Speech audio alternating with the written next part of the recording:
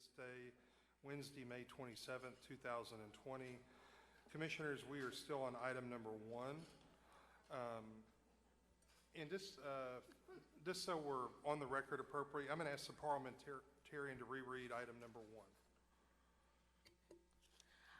1. Item 1, again, is from the Budget and Finance Committee, which is chaired by Commissioner Jones. Item 1 is a resolution approving and appropriating Shelby County government's operating budget for fiscal year FY 2021 by adopting the FY 2020 operating budget as amended by the Budget and Finance Committee and to reduce FY 20 budget with non-recurring line items, costs as adjusted.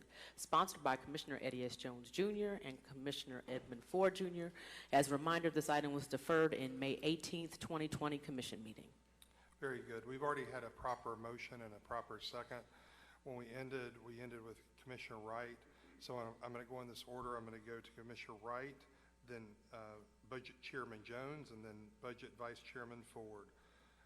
Commissioner Wright, you have the floor. Thank you, Mr. Chairman. I wanted to follow up on what CFO Crosby had suggested to us and see if I could put that in the form of a motion, but I may need her to repeat the 3, I believe there are 3 funds that she recommended we dispose with and then focus more intently on the general fund. So were those, I have it written down as the grants fund, the special revenue fund, and internal, what was the third one? The internal service funds and the enterprise funds.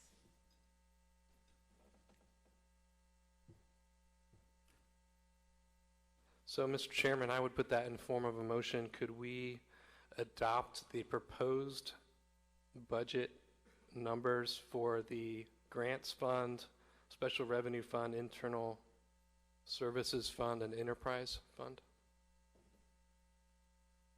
Commissioner, repeat those. The grant fund, the special revenue fund, internal services, and enterprise. And I don't mean to confuse things, but if there is discussion about corrections, that would impact the enterprise fund. Okay. We have a motion on the floor by Commissioner Wright. Is there a second on his motion?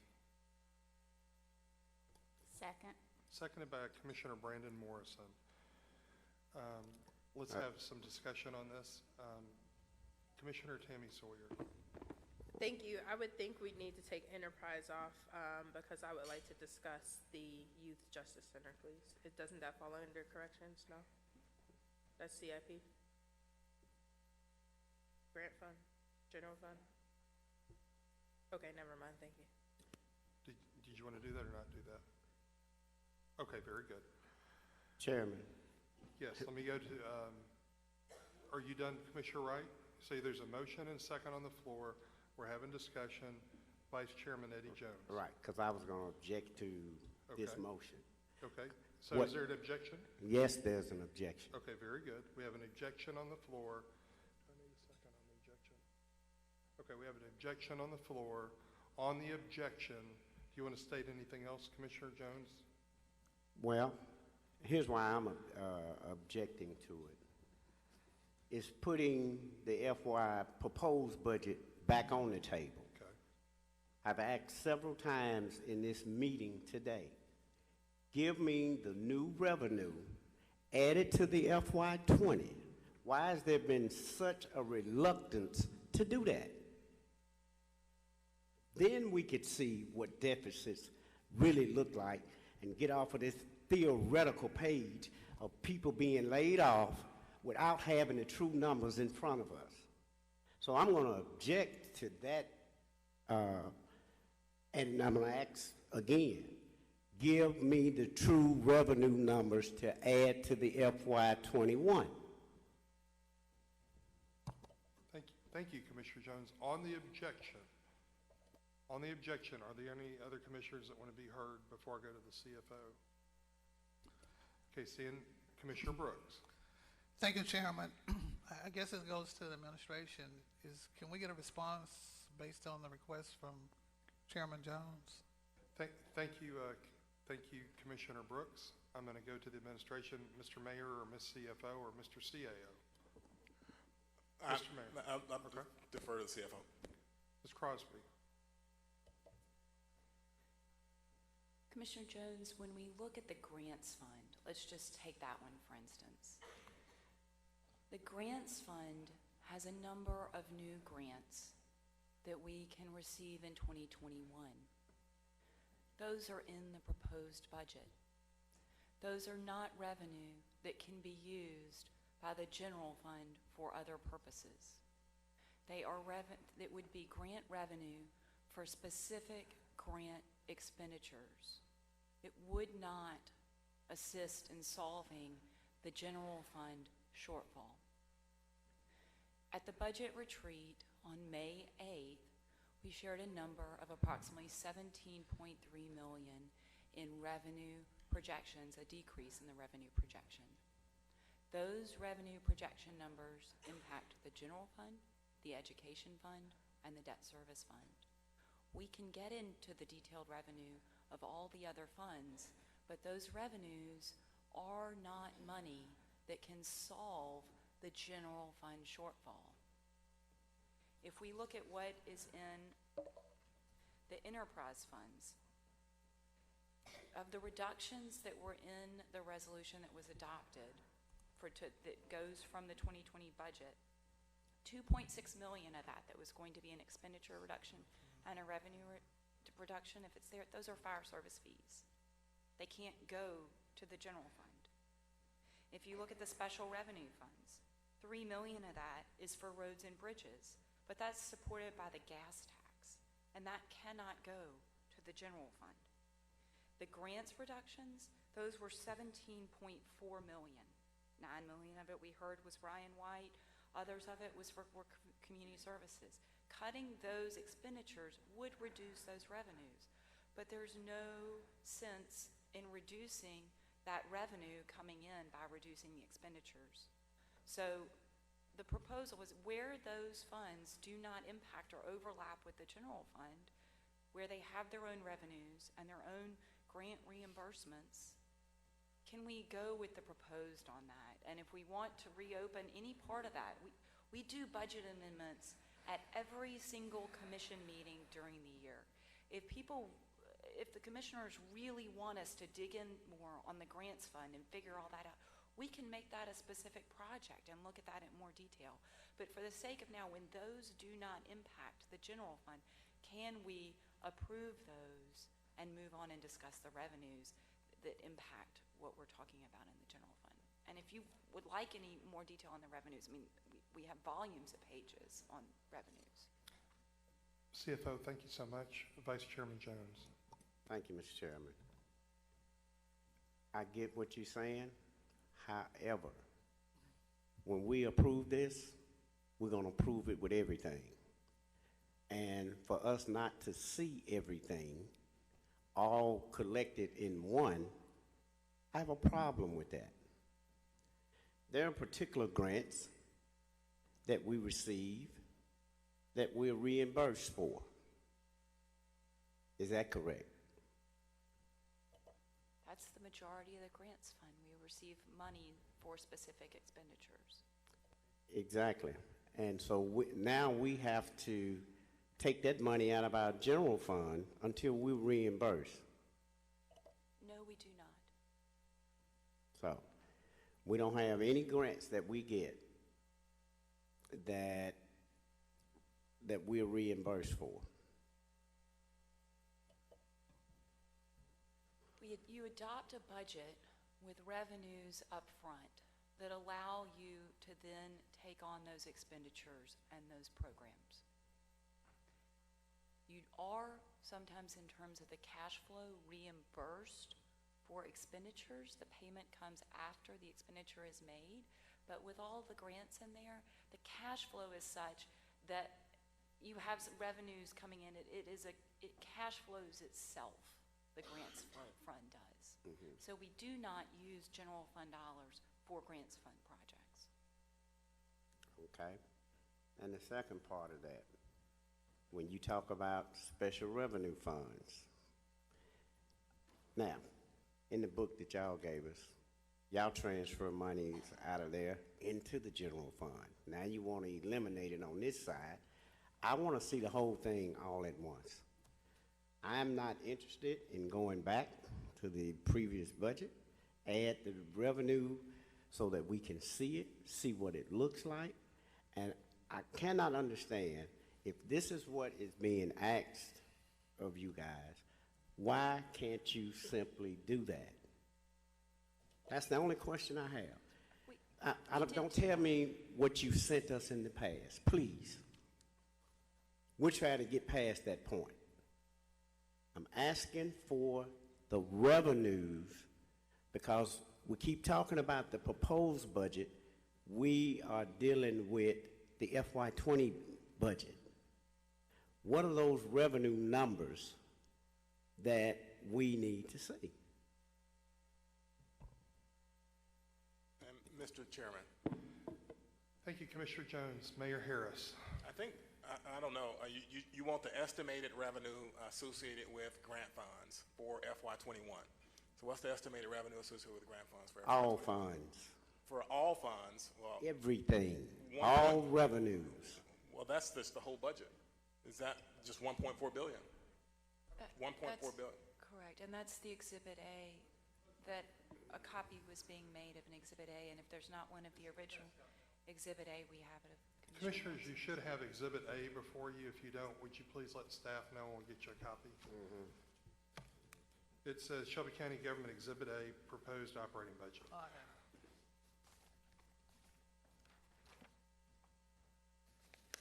Mr. Mayor needs one, please. Mr. Mayor, anything else? Thank you. Are you done, Mr. Crosby? Okay, just one moment.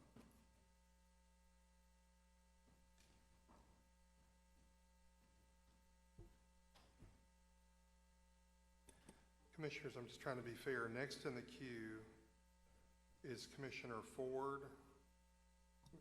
Commissioner Jones, are you okay if I go on to Commissioner Ford? Or do you want to keep going? Chairman, it's not on this amendment. It's not on the new one. Oh, okay then. No. Well- You've still got the floor, Commissioner Jones. Let me know when you're ready. Right, so I guess when I look at the amended FY20 budget, what was adopted for the general fund was 420 million. I need to know, and it went up to 444.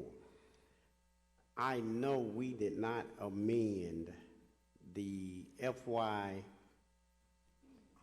budget with $24 million of reoccurring money that went over and above what we adopted. Because here's what I generally know that happens during the budget is grants come in late, but they're considered revenues. And so it's added in on that side. I just need to know what took us from 420 million that we adopted for the FY20, specifically those dollars, $24 million, were they grants? Because if that was simply pass-through money, then what we put on the floor that was adopted, and if that 24 million don't exist because it was grants, which I truly believe that it was, then we're looking at 420 million for the FY20 budget that was adopted, and that means that's less than the 436 that you guys are proposing. If you were to look at the third quarter report that I gave to the commission about a week ago, I believe the primary difference in the 420 and the 442 or 444, depending on which day it is, the primary difference in that are the net operating transfers.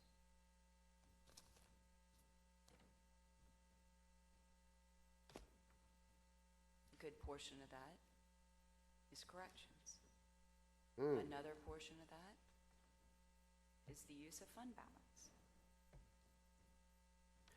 But here's my concern. Basically, you already had it built into the general fund budget as a line item at 15 million for corrections, but we came up a little short, 4 million. So I give you the 4 million. Now tell me where the other 20 million came from that shot that number up in the amended budget. The confusion, I believe, in the amended budget, that 20 million, is not actually in the general fund. It is actually in the all funds.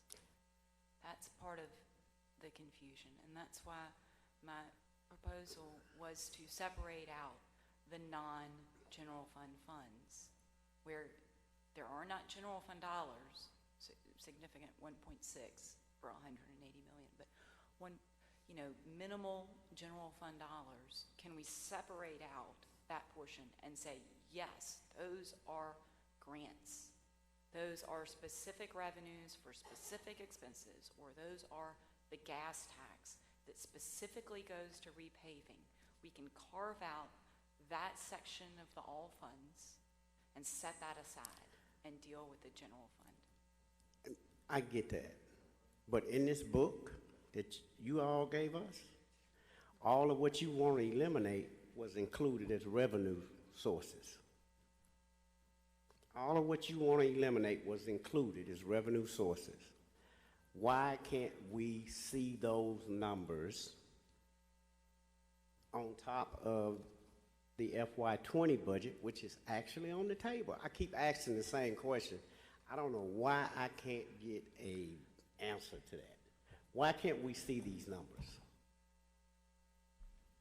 You do in there. You see the 2020 budget. It's 612 pages long. You see the 2020 budget and the numbers, and then you see the 2021. There are two separate columns. If there's some way that I can communicate, there was a presentation that I asked to make at an earlier meeting and was not able to make, but it clearly showed that the main change, in terms of the all funds between the 2020 amended and the 2021 proposed was the grant funded. It's not in the general fund.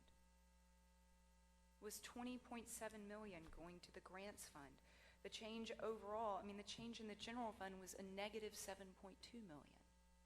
So the general fund went down, but the grants fund went up. If we could take a pause for a second, Mr. Mayor. Thanks, Mr. Chairman. I just for purposes here, maybe I thought that Commissioner Wright, and I'll leave it to Commissioner Wright to express himself. I thought what he was doing was just moving this item as something to be added to the Commission's agenda. So final votes on some of these items may be able to be delayed until some of these issues are worked out. But if he was just moving to add this to the agenda to say we have an operating budget and we want to split out that operating budget to have one item that responds to the general fund as a source of revenue, and another item that responds to the debt service, not debt service, enterprise fund, special revenue fund, internal service fund, and grant fund. Those things should be taken as separate votes. So, If that's Commissioner Wright's intention, basically to bifurcate it, I don't think I heard that in the motion, but is that your intention, Commissioner Wright, to basically bifurcate those 4 areas? Mr. Chairman, that was not my original intent, but if the commission feels that that's an easier way to go about it, I have no objection to that. I do want to make sure we get Commissioner Jones the answers that he's seeking, but it would seem to me my motion is pretty straightforward, that these are grant monies that I don't know that any of us have any objection to accepting grant monies or special revenue monies. We don't seem to be, none of us opposed to accepting those fees, and they can't solve our general fund deficit. So it just seems to me that it should be a fairly easy lift to let us get to more of the meat of our conversation. But again, I'll defer to the will of the body on that. Thank you. Back, Commissioner Jones, you still have Yes, the floor. And Commissioner Ford is next. Right, and so I'll give it to Commissioner Ford for right now, but there's one way to truly look at this. You've got to put the numbers in if we're on the FY20 budget. There's no way that we can determine what's what without those revenue numbers. And to single it down to certain funds, I don't agree with that either, because in the book, you transfer monies out of the special revenue into the general fund, and you're transferring a whole lot of money from all of these, some of these things that you want to cut out, you put back in the general fund, or you take it out and send it there. But there's all kind of transfers all over this book. And so I don't want to leave anything off the table. We can have a discussion about it all. And I don't understand why there's not a willingness to do that. You want to narrow the focus on one piece of the budget when we have to approve a whole budget. And so, Commissioner Ford, I'll yield that to you. Thank you, Commissioner Jones. Commissioner Ford, you have the floor. All right. And then after you, Commissioner Ford, Commissioner Turner has the floor. Commissioner Ford. All right, let's see if I can get these 3 questions real quick. Are any of the special revenue funds coming from other independent offices, and if so, where are the funds coming from? The special revenue funds include data processing fees and electronic data processing fees from many of the elected offices. All right, the reason why I'm asking, because I know that we've been talking about these special revenue funds, especially in the county clerk's office. So my second question is, as far as this, let me find it real quick. Yeah, the internal service fund, how much, if any, is coming to the county clerk's office? I know that's something that I know Commissioner Jones and I are trying to reconcile before this budget is complete. And I know that there's been back and forth talk about making sure that the county clerk's office is whole.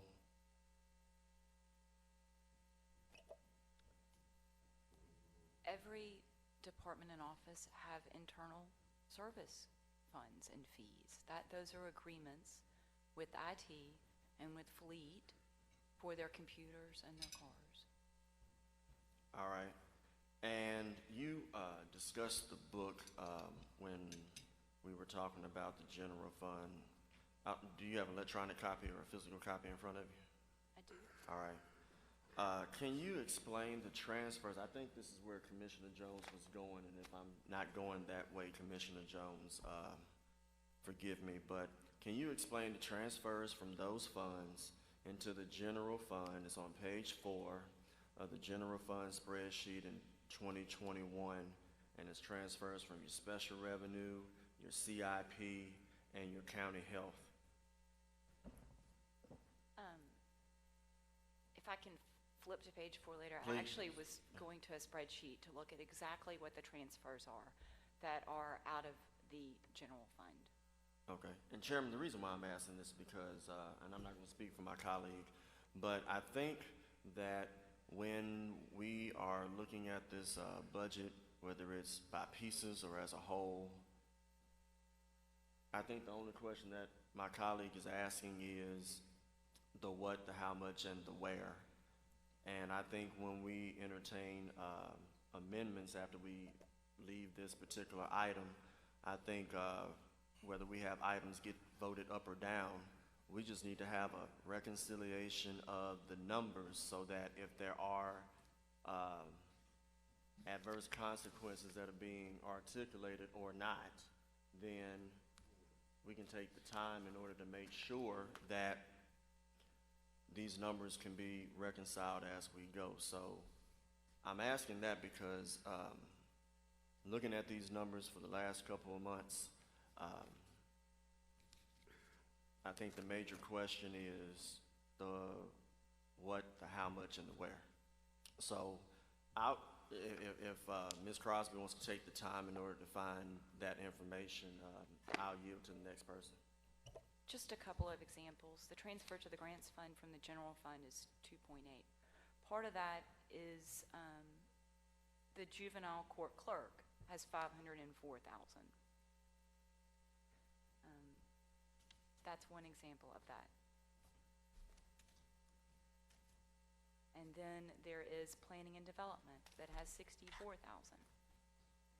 Then there is these are small amounts that we're getting into. It's 50,000 for public works. So these are grant matches, some of them.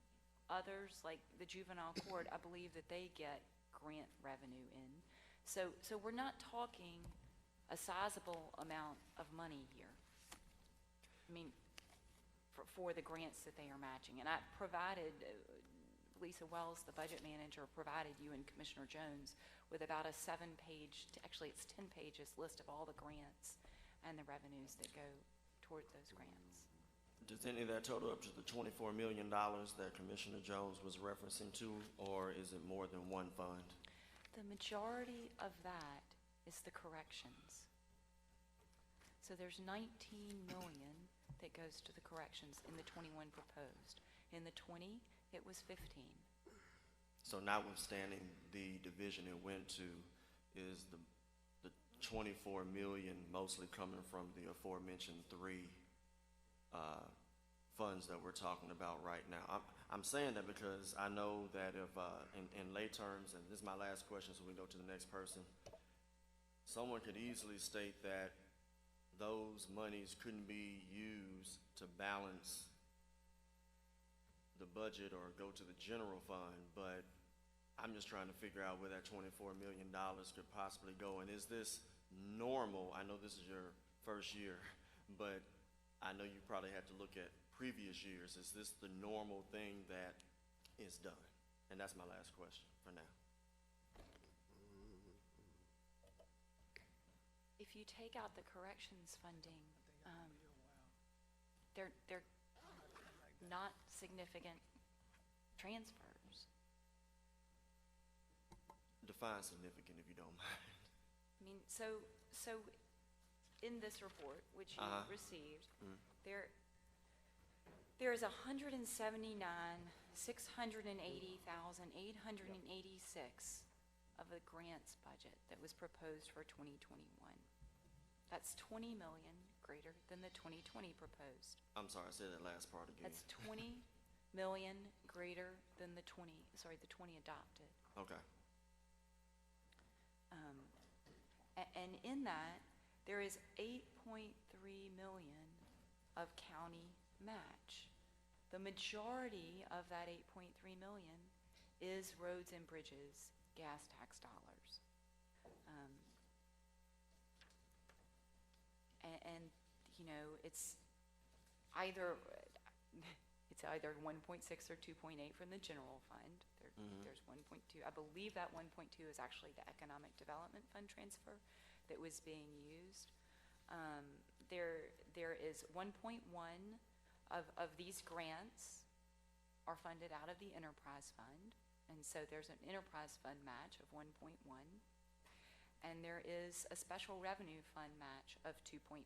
So all of that, this 8.3 match total breaks down into 1.6 from the general fund, 1.1 from the enterprise fund, 2.5 from the special revenue fund, and 3 million from the capital fund. Mr. Chairman, I yield back. Thank you, Commissioner Ford. Thank you, CFO Crosby. Next in the queue is Commissioner Van Turner. Mr. Chair, I pass at this time. You can just keep it going. Very good. Right now, I have no one in the queue. Is there anybody who has a question at this point? Or does anybody need to take a break?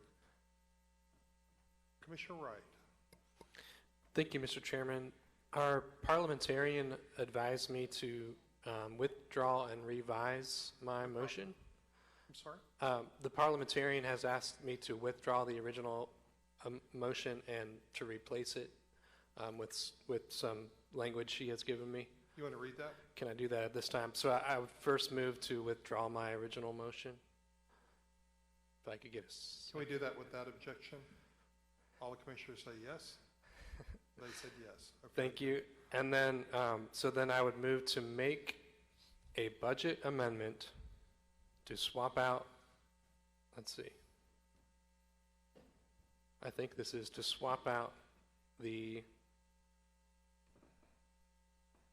fiscal year 20 operating budget as we're considering right now with the mayor's proposed 2021 budget numbers for the grant, special revenue, internal service, enterprise, and debt services funds.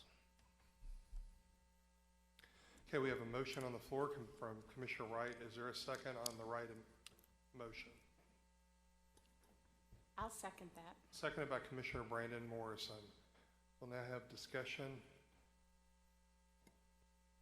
Any discussion on Commissioner Eddie Jones? Commissioner Wright, so read that again. What are we swapping? The intent, Commissioner Jones, is to continue with what we have, which is basically continuing the fiscal year 2020 budget, but in place of those funds, the grant funds, special revenue fund, internal services, enterprise, and debt service funds, that we would use the proposed fiscal year 21 amounts. Okay, does everybody understand Commissioner Wright's explanation? Okay. I get it, Chairman.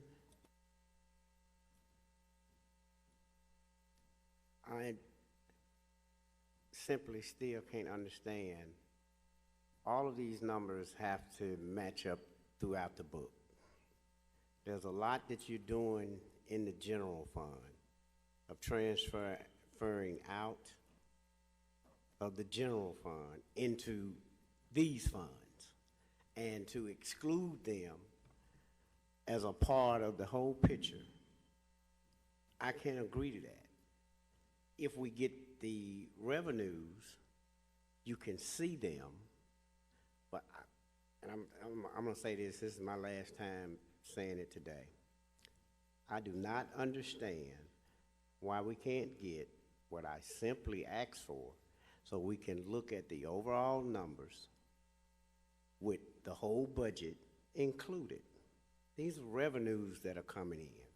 And if you narrow your focus to one piece of the budget that's going all across the budget, because you're taking money out of this one piece that you're dealing with, sending it all over the place. And so not having that, Commissioner Wright, and seeing it. So now, if you eliminate that part for now, you don't know where these transfers are going. It's just going to say transfer 30 million out of the general fund. I want to see where everything's going. I'm sorry. I can't do it that way. And I don't know why it's an unwillingness to give us the numbers so that we can see what's happening. If you would look at countywide 13 of the budget book, page 37 of the PDF, it shows the transfers out. It shows 24.2 of transfers from the general fund. The majority of those are out of administration and finance. Those are transfers like to corrections. That includes corrections. And then you see transfers out of the general fund. You see some from health services for grant matches. And you see the one that I just mentioned for judicial, for juvenile court. So there is a list there on countywide 13 or page 37 of the PDF. Thank you very much. I'm going to go to Commissioner Morrison. She seeks to be recognized. Commissioner Morrison. Thank you. Just briefly, if Commissioner Wright would let me do a friendly amendment to remove the enterprise funds because it includes corrections. And then if I could maybe try a different angle of speaking to the bifurcation. Chairman Jones, it's my understanding that the special revenue funds, grant funds, and internal service funds are the same in your in Commissioner Ford's proposal as in the mayor's proposal, because it would be from fiscal, well, not after the amendment, but from the beginning, from the original 20 budget, that would be the same. If we went back to 20, we would not have Ryan White. We would have WIN, which is spinning off. Oh, okay, that's right. So they're programmatic changes. That's right. That are reflected in the 21. Yes, okay. So, but there's no expenditures in those three funds that should affect what you've done, or that you would want to have done, because you want to make sure and keep all of the real services of the county. I know that's your intention, and the other is just transfers. Anyway, that would be my suggestion, would be to simply accept the mayor's numbers for the special revenue funds, grant funds, and internal service funds, if we could all agree to that. We, right now, we have a motion on the floor from Commissioner Wright. We have a second. We're discussing that. Commissioner Morrison, you made a suggestion, but you didn't put anything in the form of a motion. A friendly amendment to Commissioner Wright's amendment to remove the enterprise funds at this time, because it is a little more complicated with corrections. That's entirely fine with me, Mr. Chairman. Okay. Can we, hold on one second.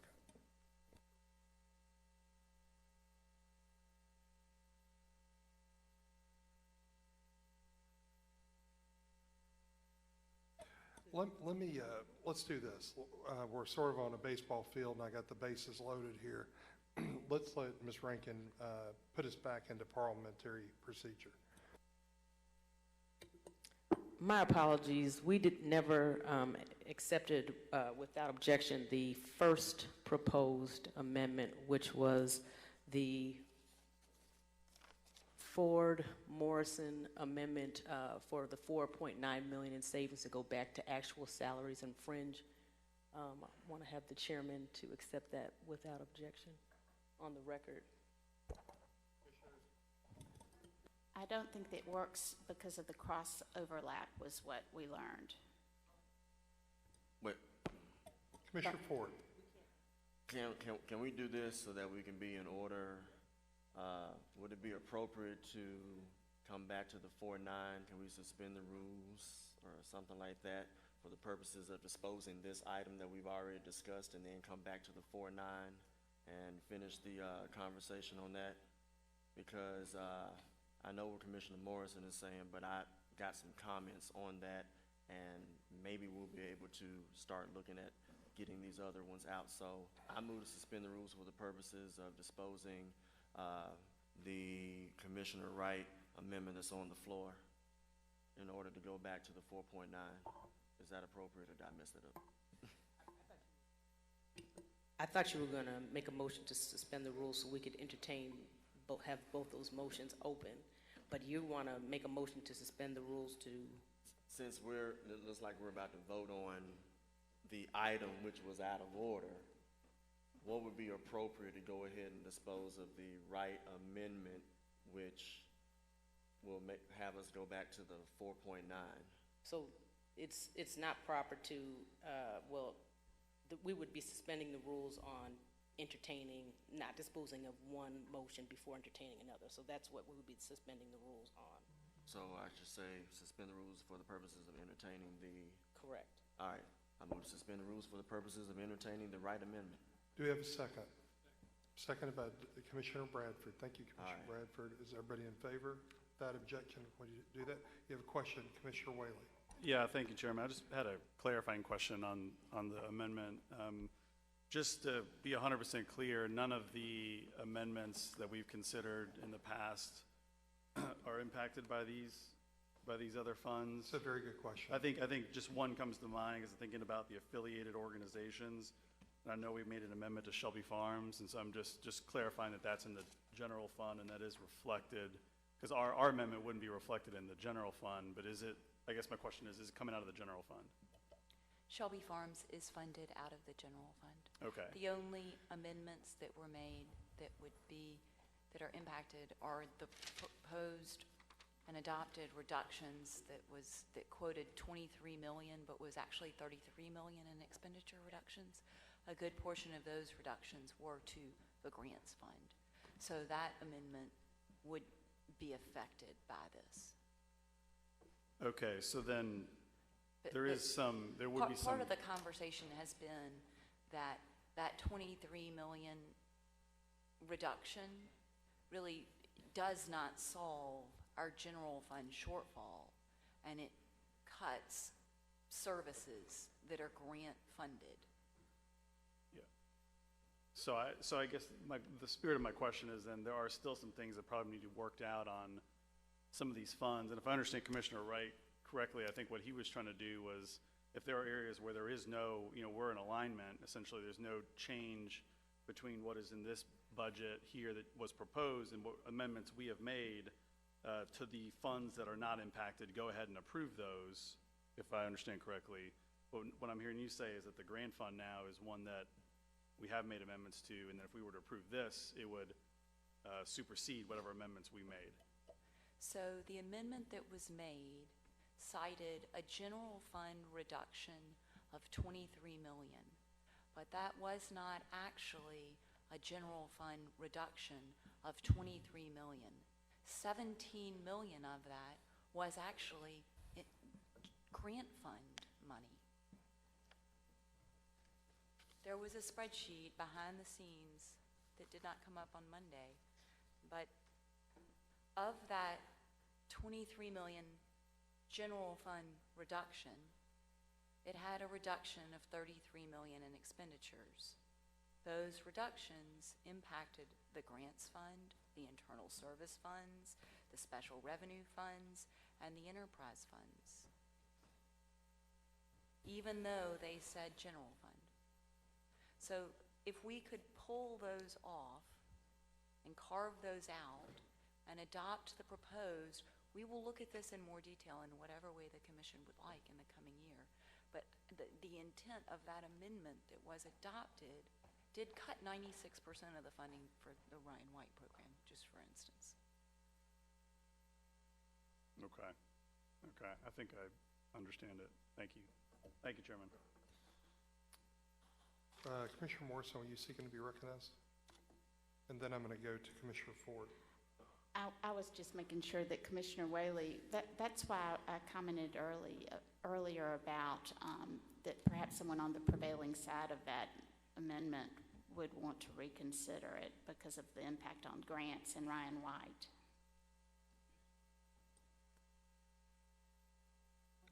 Do you want to make, you aren't on the prevailing side. Okay, let me, thank you very much for the comment, Commissioner Morrison. Let me now go to Commissioner Ford. All right, let me try this, Chairman, so that when we get to other amendments, we won't be singing the same tune.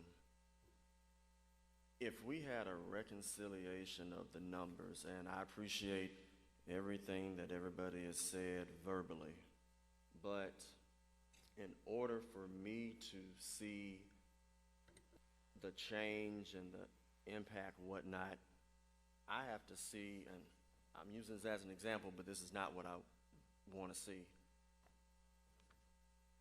The $6 million of general fund cuts, when we look at other amendments today,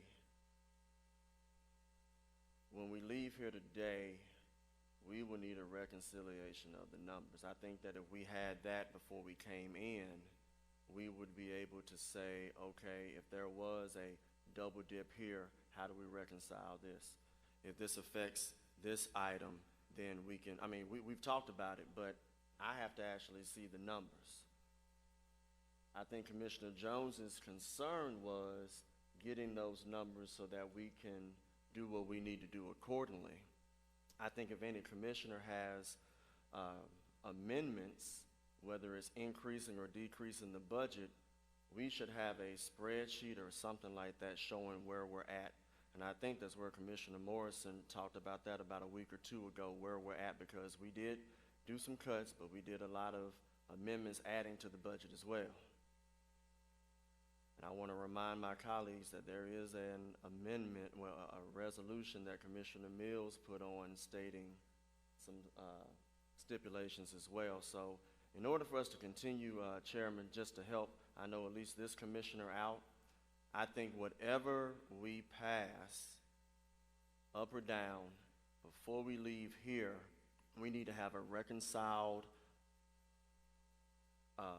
list that shows how it affects each division so that we can see where we're at, because we don't have that right now. We just know what the effects could possibly be, and some of us may disagree, but I know that there's some other amendments that might be entertained before we leave here, and I would ask the CFO, regardless of what happens here before we leave, if we could have a reconciled list of where we're at so that whatever needs to happen, whether there's more sweat equity that needs to be put in order to rectify some things or not necessarily rectify some things, we can go ahead and do that. So as far as the amendment that's on the floor, if I had that information, I wouldn't be against what you're trying to do, Commissioner Wright, but I have to agree with my colleague, Commissioner Jones, that I don't know the actual effect unless I see the actual dollar amounts. I appreciate everything that you're saying, but I actually got to have some numbers so that I can see, so that if it did affect an elected that's here, then I can go back and look and say, oh, okay, what you said was this, and it calculates to this, let's go ahead and fix that. If it affects another division, okay, you said there was a double dip, let me see the numbers. All right, let's see what we can do. We haven't done that in a full capacity yet, and I think that if we're going to get this budget passed, that we have to go ahead and do that. So, again, I appreciate the dialogue, but after today, if all commissioners could get a reconciled version of wherever we're at, if we can do that so that we can get to the 8th, I think that we can still try to get this done on the 8th, but I want every person at the perimeter to know where we're at instead of just taking guesses, and that's where I'm at, Chairman. Thank you, Commissioner Ford. You want to have any response, Ms. Crosby? Sure. Commissioner Ford, that was emailed to you on May 16th. Let me check. To you and Commissioner Jones and Chairman Billingsley and Commissioner Morrison. It was a consolidated budget proposal of what you and Commissioner Jones proposed and what Commissioner Morrison proposed. Commissioner Ford, do you want us to pass that out, make a copy and pass that out? Yes, because that's what I looked at when the 4-4, which is not on the floor, came up, and there were a lot of questions and concerns that commissioners had with those numbers. Commissioner Ford, tell me again, Ms. Crosby, what the date of that is, and I'm going to make copies of it real quick. What's the date of the email? May 16th. Okay, I'm going to get copies real quick. And I know it didn't go to every commissioner, so that's why I just want everybody to see, so that when we get back to the original #1 chairman, then we can start looking at that so that people can see what was somewhat reconciled, because I still got questions about those particular numbers as well. So that would actually help out the process, in my opinion. Thank you. Thank you, Commissioner Ford. Ms. Crosby, if you don't mind, it'll just expedite things. Can you email that email to to our Director Folsom? Certainly. And then, okay, she's got it, and she's going to make copies or make printouts for everybody. I think we need to take maybe a few-minute recess. You have something before we do, Commissioner Sawyer? Thank you. This is what I was asking for. Okay. About 2.5 hours ago, I understand, like, the dedication that you have CFO Crosby to the budget that you all presented. But if we don't see what our requested amendments and changes actually look like, and that's why I was saying, should we just go ahead and adopt something, let them redline it, come back? Because we would be further along in the process if we at least did that. But right now, it's like we're at a standstill, Chairman. And I'm sorry, I'm not in the mood to be here till 6, 7 o'clock tonight. Commissioners, what we're going to do is we're going to print off that item that Commissioner Ford has noted, and we're going to take a few-minute break. Please stretch your legs, get some energy, and let's come back in just a few minutes, okay? Thank you. We're going to be recessed for a few minutes.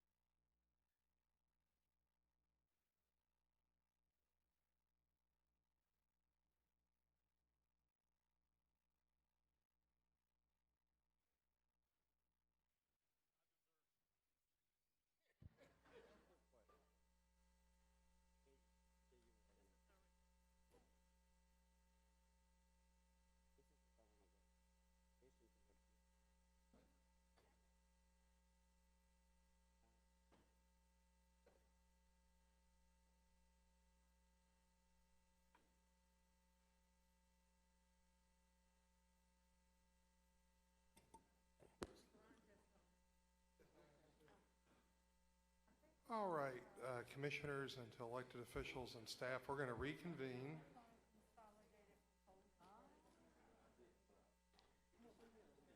Hopefully these delicious Peabody cookies are going to give you a little energy to keep going for another hour or two.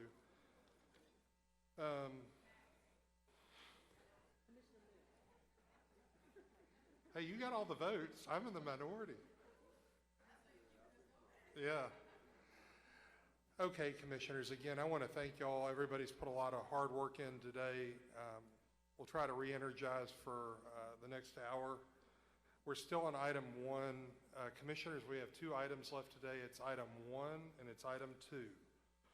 So we're on item 1. I also wanted to recognize someone who's put a lot of work in through this budget process. I know a lot of staff members have, including all of our elected officials, but where's Ms. Wells? Would you raise your hand? I just want her to be recognized. There she is. Thank you, Ms. Wells. We have a lot of really good county employees, and Ms. Wells is one of those representatives. Where do we want to restart? Ms. Crosby? So I believe one of the motions on the floor is to separate out the grants fund, the enterprise, special revenue fund, whichever Yes. funds want to be separated out. And I Okay. believe you may have received a page that shows the budget committee's amendments, reduction amendments, and allocates those by fund. Commissioners, does everybody have that sheet?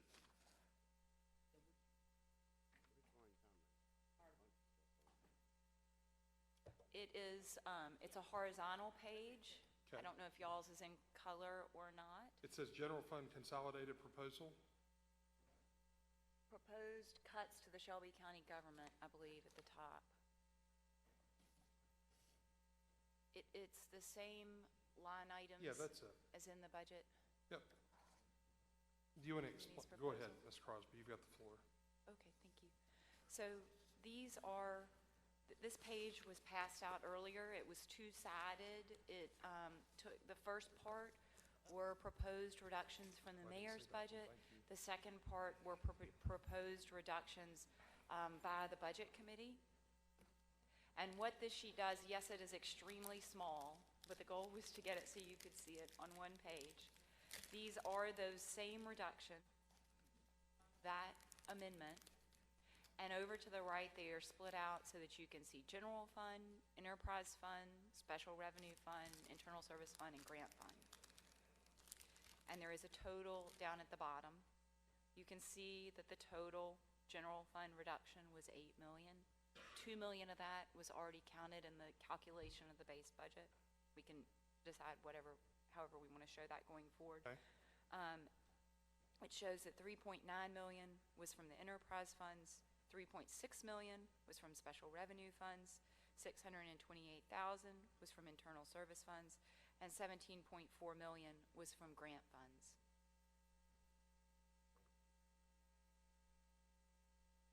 So I believe Commissioner Wright's amendment or proposal was to separate out whichever of these funds can be set aside and addressed. And I don't know if Commissioner Morrison raised the point that someone on the prevailing side of this budget amendment might need to bring this up. But if we could do that and separate the funds that really have their own revenue streams that do not impact the general fund. Ms. Crosby, let me, sake of, for fun, let's start with one of those. Walk us through that. Okay. If we could start with the grants fund. Okay. The proposed budget in the Exhibit A, which I believe you have, that was shared earlier, it was for revenues or total appropriation sources of $189 million and expenditures of $189 million, 189,429,191. Okay. That is greater than last year's grant fund budget because of the resiliency grants and the Ryan White HIV grants. Those Okay. are the two biggest pieces.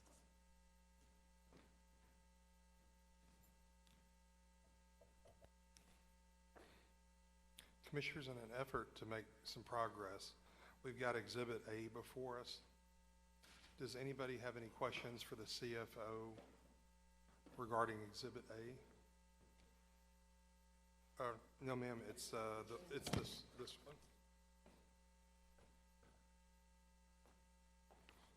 At the top, Commissioners, it should say Shelby County Government Exhibit 8 FY21 Proposed Operating.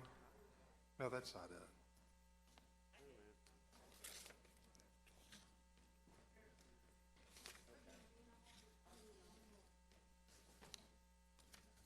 Okay, Commissioners, I've got it now. Does everybody have it?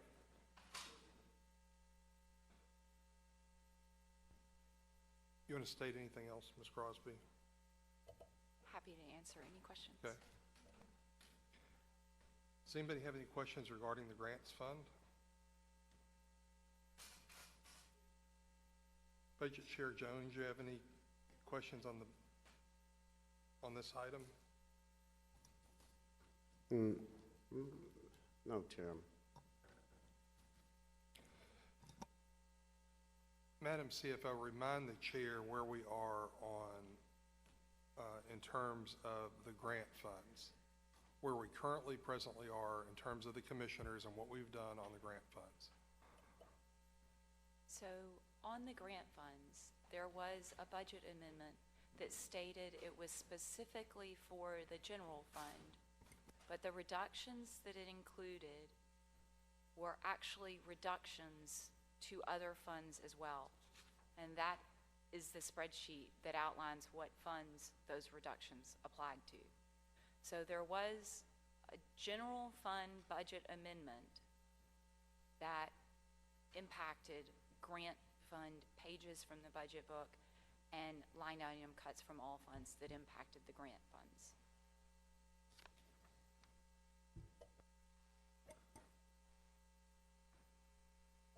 So for the parliamentarian, I don't know if that amendment that specifically stated a general fund budget reduction, since these weren't in the general fund, if it doesn't even really apply legally, because they weren't in the general fund, but it did list them by line, and there was an exhibit, and those were grant fund items.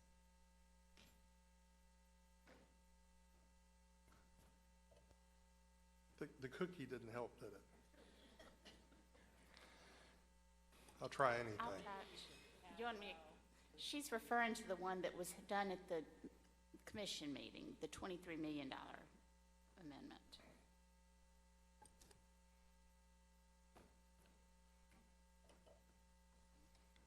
Either one of our budget. Okay. That exhibit referenced lines. It said it was for the general fund, and it referenced lines and items that were in grant funds.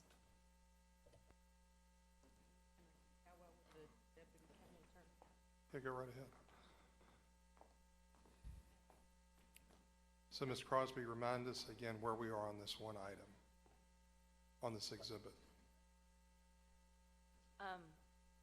It's hard to know where we're going if we don't know where we've been or what base we're on, so help us. One thing that could maybe be possible would be for somebody to bring back up that amendment and to pass it for funds for what actually applies to the general fund, and if that language could be added to that amendment, if that could be the intent of that amendment, that where those reductions apply to the general fund, they will still be considered, but if they actually apply to other funds, then they aren't part of it.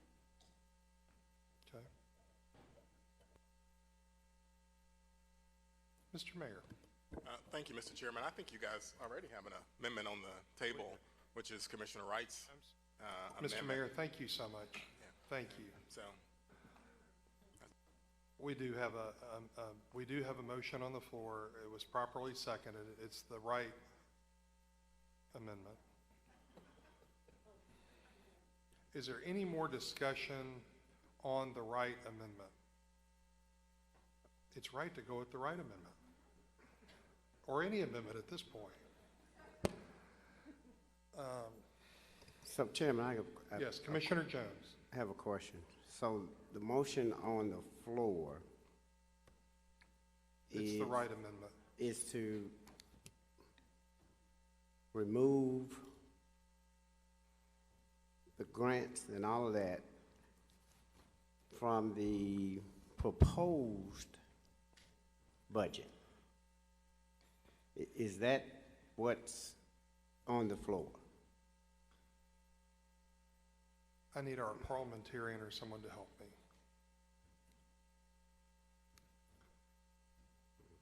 Commissioner Morrison.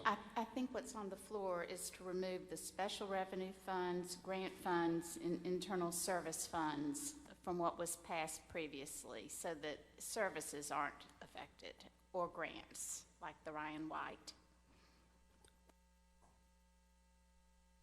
I don't think that they will be, Commissioner Morrison. They have to add all of this funding back in.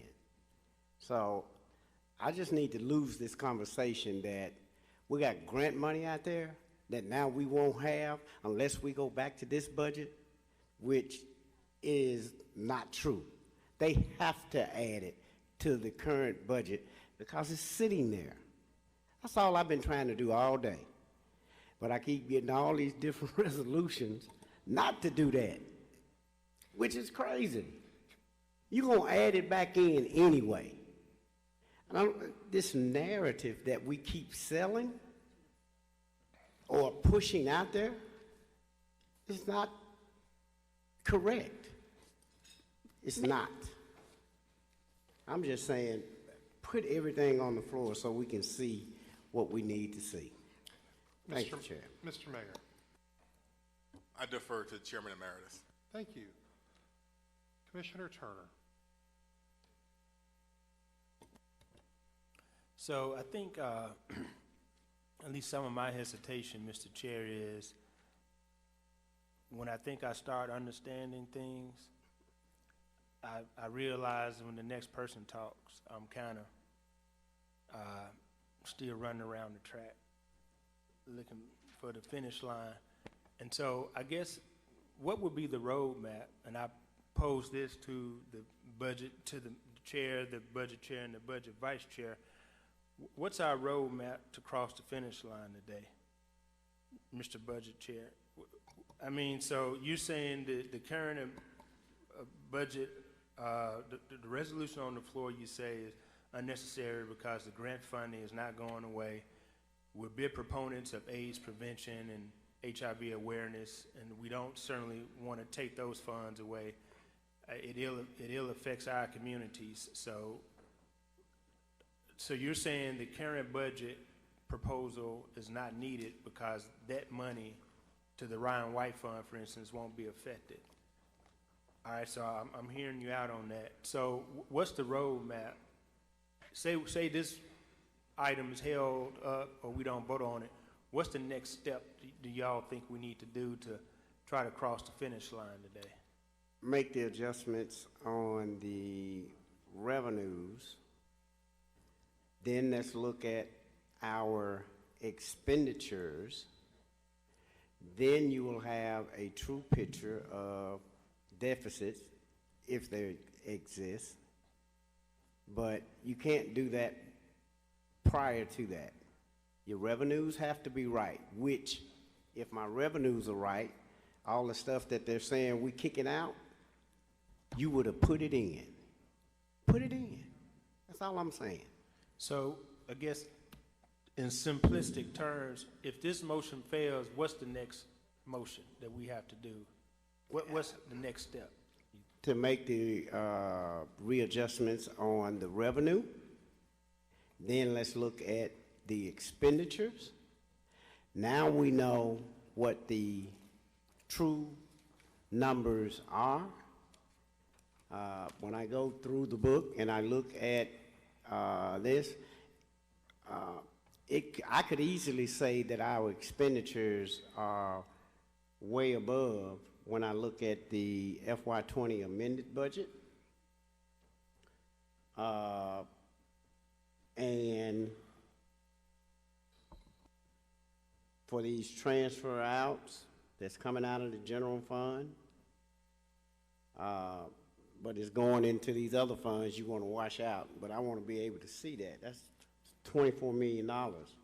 So when you say readjust the readjustment on revenues, what exactly does that mean? That means that you need to see what your personnel is. You need to see what your O&M is. You need to see what the affiliate organization and grants are. And your operating transfer out. This is how you total up the appropriation of uses of funds, basically your expenditures. Then when you get to the other side of that equation, you need to be able to go through all of the revenue sources, like your property taxes, fines and fees, other local taxes, intergovernmental state, intergovernmental federal, charges for service, other revenues, interest income, subtotals, planned use of fund balance, and all of that. Put all of that into the budget that's on the floor, and then let's see what all of that looks like. I just gave you all the revenue sources, and it's dealing with grants and federal and state. Just gave you the uses of those funds. These are your expenditures. And the reason that I can't say that our numbers are right, because if I look at the amended personnel from FY20, 306 million. But if I look at it from the proposed, it's 309. If I look at the operation and maintenance for 21, it's 69 million. It was 75 million in 20. And I can go on with affiliated organizations and grants were 33 So, Mr. million. So, is that a motion, or do we do that line by line and make motions line by line, or is it already summarized? It's actually in the book, so you would have to switch this stuff around so that you can see the true numbers as it relates to your expenditures. I got you. I think Commissioner Turner is asking who's going to do that. Do you have a comment, Ms. Crosby? Certainly. So at our retreat on May 8th, you had already adopted the idea that we were beginning from the 2020 budget. And so for that presentation that I gave on that day, I did start with the 2020 budget. And I believe it was slide 6 in that presentation that outlined the change in revenues, and slide 7 that began from 2020 and showed the projected revenue changes, and then began from 2020 on the expenditure side and showed the pulling out of one-times, which had been in your resolution, and showed the fringe benefit reduction, which had also been mentioned in your resolution. And so that slide 7 from that presentation is at a high level, but that is our starting point, which is a shortfall of 16.9. In terms of the grants funds and those funds, if you want to use the 2020 budget, some of those programs have ended, we wouldn't apply, but we could use the 2020 budget, but it wouldn't behoove the county to do so, because there are grants that we have received for next year.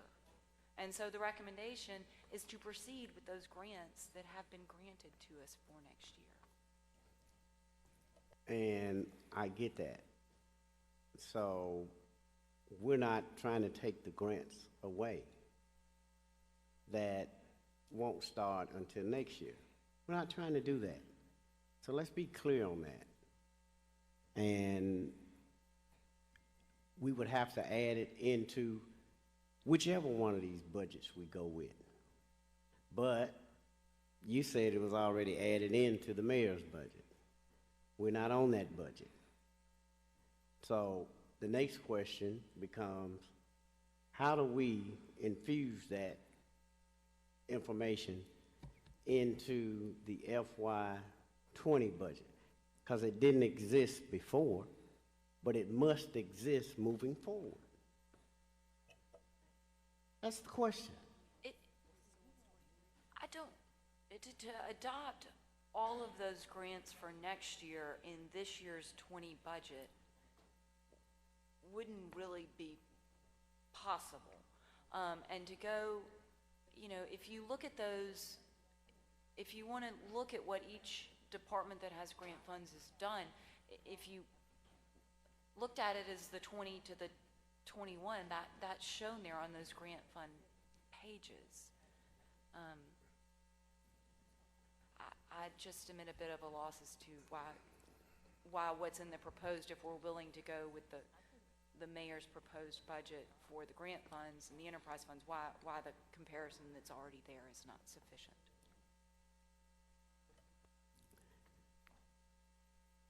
Okay. Because what's on the table is the FY20 budget. You keep saying, no, please, I didn't interrupt you, don't interrupt me, please, thank you. You said we have to infuse those numbers, okay, just like you infused them. So FY20 budget is now FY21. So all we're doing is infusing those numbers into this budget. Forget the mayor's proposed budget. That's not on the table. If you take the numbers out of that budget, put them in this FY20 budget, then we could see the numbers in its reality because you would have corrected those. Right now, it's not corrected because we got different expenditures, and we need to do that so that we can have a true picture.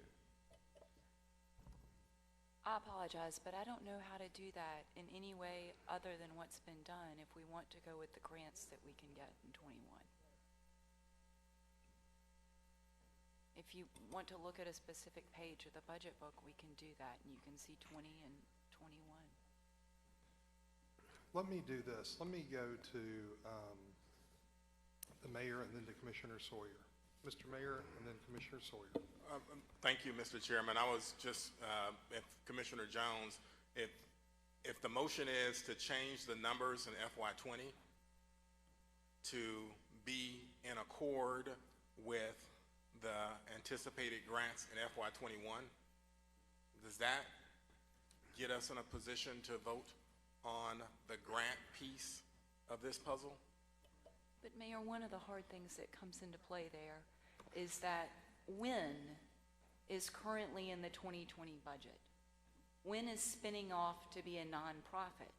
So WIN is not in the 2021 budget. We can't take WIN out of the 2020 budget because it does exist in 2020. And they are still spending funds that are flowing through the county. So we can't amend the 20 budget for what 21 would look like without encountering problems like that. Man, I think that it's just a function of amending both the amount and the description of each line.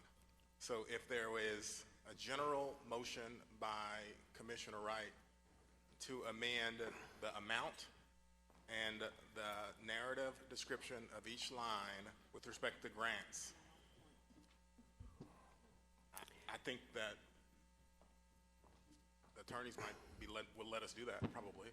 Yeah. I mean, it's I think it's the same either way. I mean, half dozen here, 6 on the other. But I do think if we're just trying to preserve that we're operating on an FY20, I think you should give us the authority to change the FY20 numbers to reflect the FY21 reality with respect to grants and the descriptions. Before I go to Commissioner Sawyer, do you want to respond to that at all? I just frankly don't know how to make that work in the budget and don't know that that's, Okay. just tell us what you want the 21 grant fund budget to be, whether you want the money in there or not, and we'll set the budget. And who cares what it's called? Okay. We'll just set a budget for the grants fund. Okay, thank you, CFO. Commissioner Sawyer. Chairman, I came to say one thing, and I understand we're frustrated. That's the mayor of Shelby County, and we're the Shelby County Commissioners. So if we need to take a recess and take a break, because I've said it before, and I'll say it again. Unacceptable. Your tone. The question that I had was about the comparison of budget reductions. Your elected officials behind you raised a concern to us, and they stated that they've not seen this sheet before, which goes back to where we were, 4 to 6 weeks ago. So our understanding after talking is that column 1 on the comparison of budget reduction sheet, that column 1 is a roll-up of the amendments that have been passed divided by each of the elected offices. Is that true? CFO Crosby? If you would like for me to explain my private work on this that I have shared with everyone, because I wanted to be prepared. The first column here, if you take this sheet with the allocation by fund, 8 million of the adopted cuts were actually for the general fund. The first column on this sheet takes those cuts that were by line item and where they were. The first part of that page for that amendment said that it was based on the proposed budget. So we pulled the proposed budget numbers that allocated to those lines. The second page of that amendment said that it was for specific departments. So we took those for the specific departments, and we allocated that out by department. That's the 8 million of general fund cuts. Then we took the other page that had been a 1.4 million net reduction. It was 2.1 of elected official offers and another 660,000 of add backs. And we added those. That's columns 2 and 4. Right, so my question... So those overlap. For many of the 2 amendments that this commission adopted overlap for these specific departments in these ways. The third column here is the mayor's initial budget proposal, which shows those numbers. The final column, the 5th column, says that, okay, and where does the overlap of the 2 commission amendments, where does it exceed the mayor's proposal? And there are 6 departments there where the commission amendments exceed the mayor's proposal. In many cases, in 5 cases, they are less than the mayor's proposal. So my question again is in column 1 of this sheet that we're looking at. The numbers that are listed next to the divisions that are not the mayor, are those the $8 million divided by those divisions, or are you saying we specifically stated those numbers? How did you get those numbers? I got those from the proposed budget because we were told that these reductions were based on the proposed budget numbers. We were told that the reductions were based on the FY21 proposed budget or on what we adopted for FY20? I will let Commissioner Ford speak to this. Commissioner Ford. Commissioner Sawyer, restate your question, please. Can we please get an explanation on column 1 in the comparison of budget reductions? What is your understanding of these numbers? Because the elected officials behind us are stating that they've not seen, that they agreed to number 2. And if column 1, does column 1 include those numbers, or is that in addition to column 2?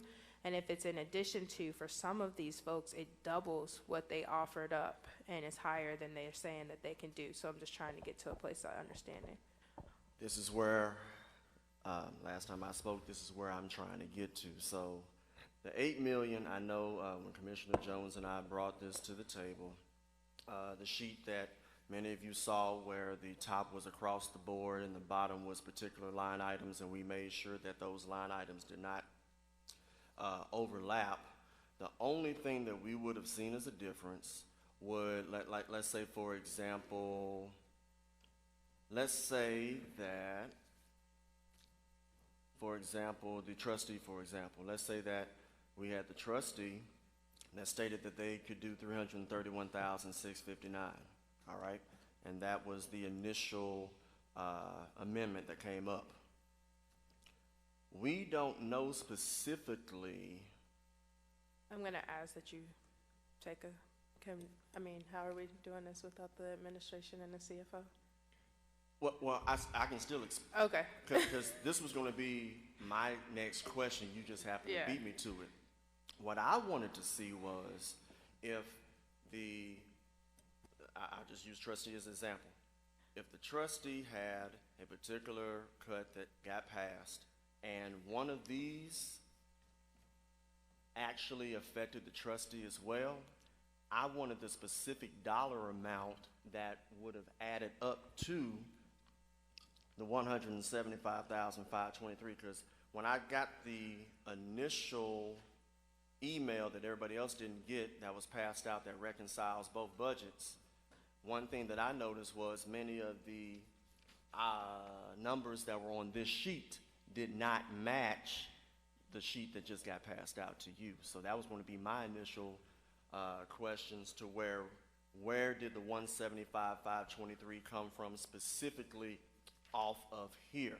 Because if this commission needed to go back and look at what the electeds decided that they could cut in contrast to what else may have gotten cut, then at least we would have those numbers specifically so we could go back and say, like, if the trustee said 331, but now we got another 175 right here, specifically, where is the 175,523 coming? Because it's not going to come from all of these line items. That's the question I had. And that was my question as well. So if that's the breakdown that I've been wanting to have so that I could look at where we're at. So if we had to put anything back in, or if we needed to focus primarily on this, then we'd be able to do so. But I don't have how the 175 specifically is broke down as well as anything else. And I wanted it by line item so I could see exactly how it was calculated. Chairman, Oh, I missed if was this FY 20 or 21? I'm sorry, I missed that point. Let me take the floor for a second. Mr. Mayor. Oh, thank you, Mr. Chairman. And we have an abundance of materials, and we don't necessarily need any of these materials. The only thing that is really relevant in my mind is what you all approved, which is here, and doesn't eliminate the deficit, doesn't give clarity on the layoffs, and eliminates programs. This is the Ford Jones budget. This is from their hands, and this is where we are. This is all you have. Everything else is just a way to present and explain what Ford and Jones have done. So this latest thing, which I've never seen, I don't think, until right now, is just another way of further explaining what Ford and Jones have done. So if you look again at their document, which is only front and back, it's very, very simple to understand. They've taken my budget, FY21 cuts, that's the top half of the sheet. If you take my budget, the top half of the sheet, you make general cuts. So for example, the first real cut that they have, which is just my cut, a cut to temporary labor to the tune of $1,094,801. Temporary labor cut. It's the second line on their budget. Their budget is just front and back, and I pass it around. It's 31. It's a $1,094,801 cut. You see that cut? That cut could be expressed in any number of ways, because that's not just a cut to that line, that's a cut across different departments and divisions in county government. So if we wanted to express that cut by department, we could. And so this document, she's expressing their cuts by department. How is she choosing the departments? They took our budget. So she's looking at the lines in our budget because that's what they have done. But that's neither here nor there. We can throw this document, which I've never seen before, out. We can present additional documents if that'd be helpful. I don't think that's helpful. I think it suffices to say you have a 2-page document that we've been talking about for several hours, doesn't cure the deficit, may cause layoffs, eliminates a heck of a lot of programs, guts Ryan White HIV, cuts the CSA, and a variety of different programs while solving nothing. While solving nothing. That's what this reflects. We can go by this line by line about why this does the damage that it does, or we can talk about other kinds of documents that say the same thing. But I would recommend we just stick to their budget. This is what it is right here. It's just 2 pages. Thank you. Thank you, Mr. Mayor. Chairman, quick mulligan. Okay, go right ahead. Very quickly, I know cuts was mentioned about 10 times, but if you look at that same document that was referenced, the FY 2020 number is on the left. That was the proposal to go back and look at that from scratch. The second line is what you see in the proposed budget book in blue that went straight up and down. That was the proposed. What Commissioner Jones and I looked at was, for example, let's look at materials operation.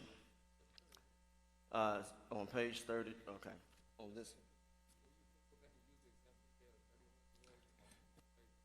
Okay, that's fine. All right, so temporary labor, for example. This commission passed that we would go back to the FY 2020 budget and work forward. That $9,068,803 is the same exact number that was proposed in the mayor's proposed budget. So when it says it looks like it's a cut, we're using the same exact number that was used in the proposed budget that was given to us. So it was our intent to state that if we are going from the 2020 to the 2021, if government can run with the proposed number that you see in front of you, that would be a savings of $1,094,801.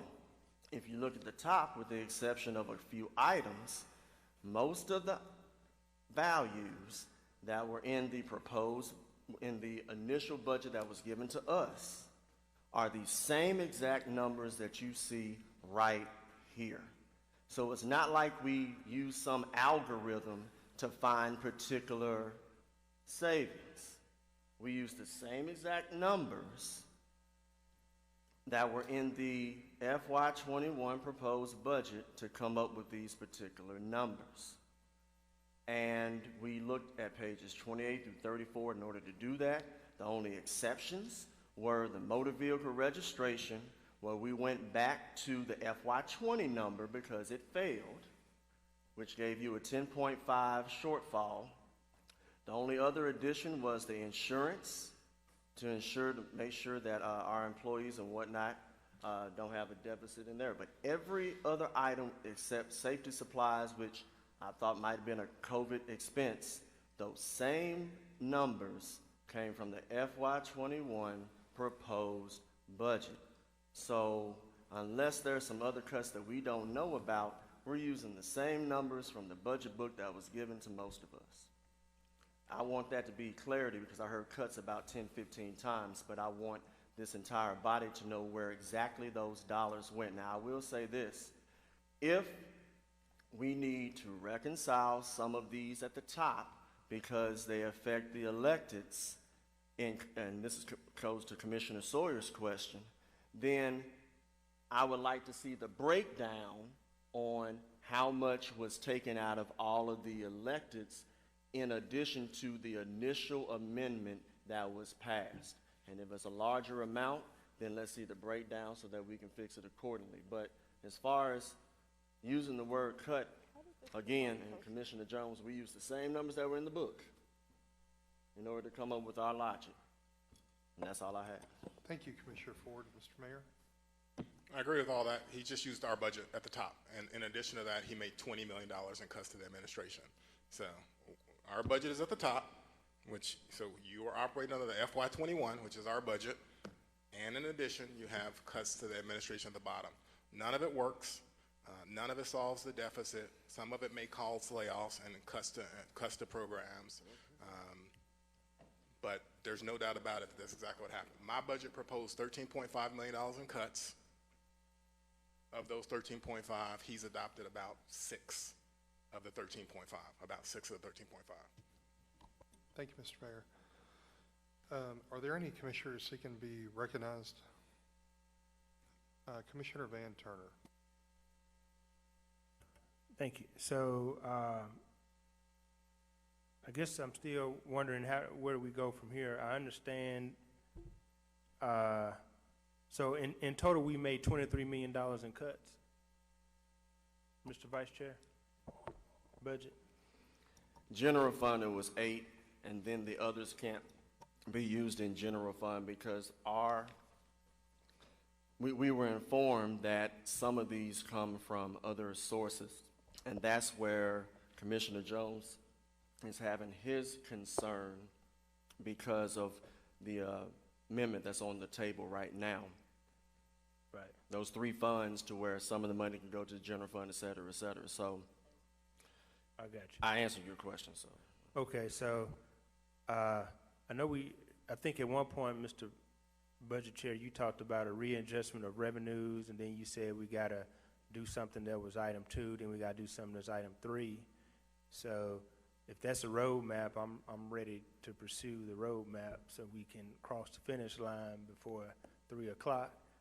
It's now 2:22, so I don't know if we're going to end at 3 o'clock, but I mean, I'm game for a roadmap to get to a conclusion this evening, and I just need it articulated and we can start making motions and trying to do it. Also, I thought that we could have tapped the CARES Act funds a little more. I think we talked about it at Shelby Farms, and all of this, you know, there's no need to talk about all this in the public. My thought is we have a budget shortfall. We have $50 million. We have a pandemic crisis, and the pandemic crisis affects everything. The pandemic crisis shut down the clerk's office, so we can't collect fees for marriage licenses. We can't collect fees for tags. COVID-19 shut down the court system, so guess what? I'm not filing lawsuits. The clerk is funded by lawsuits being filed, but if the court is down for 2 or 3 months, I'm not filing my lawsuits. And so COVID-19 has shut down our collection of fees and what we can collect in the courts. It's shut down our fines.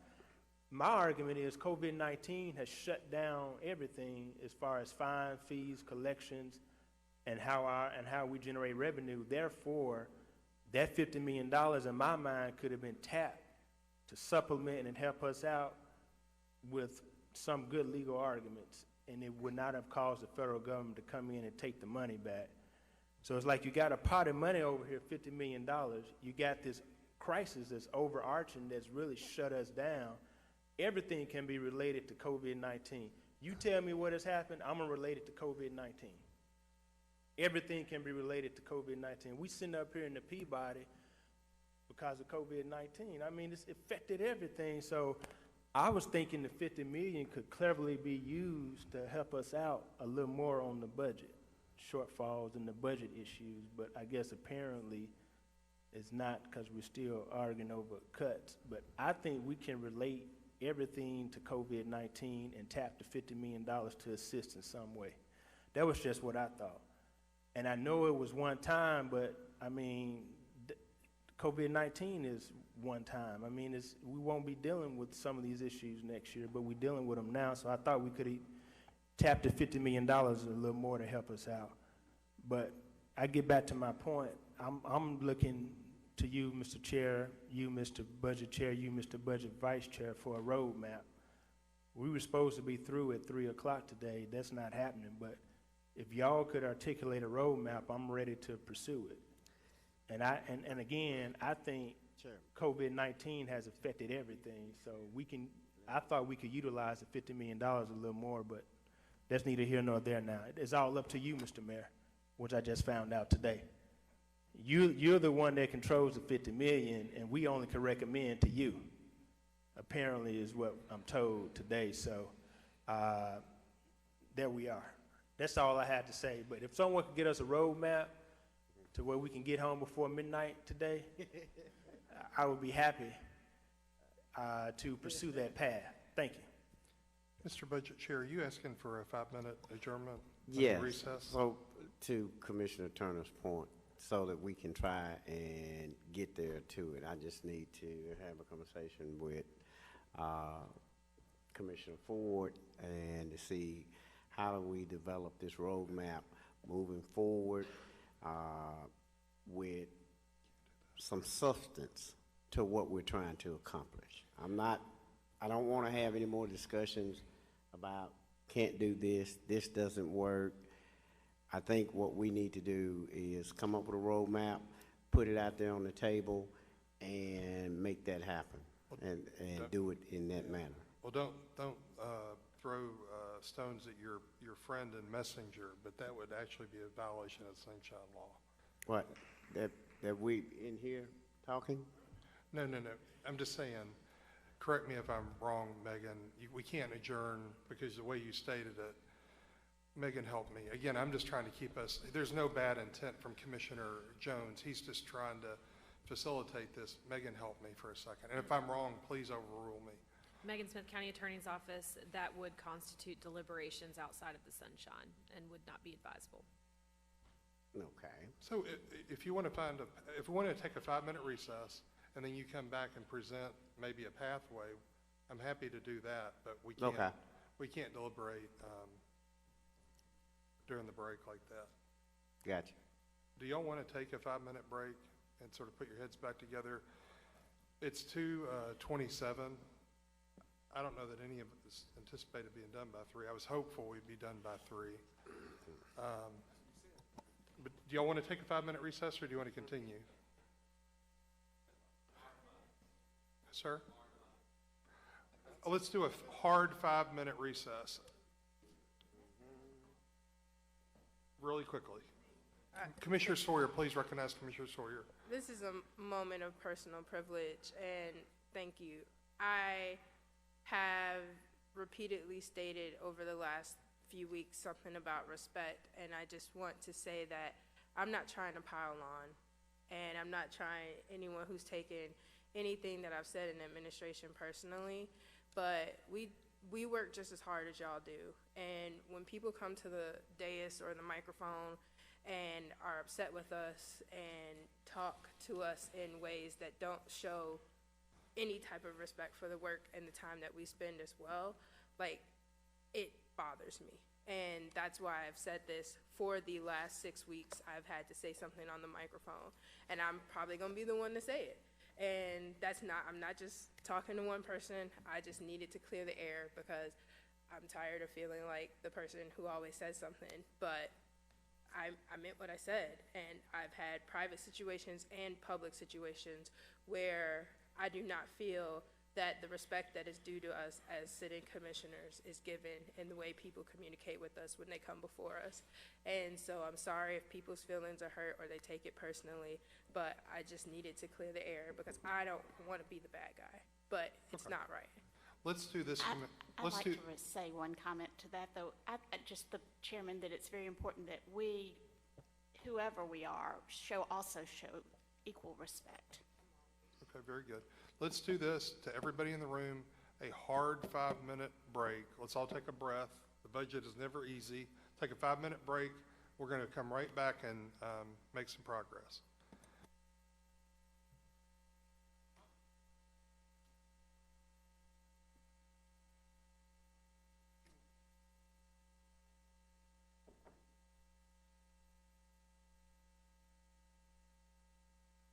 I didn't use the right word. I need to use.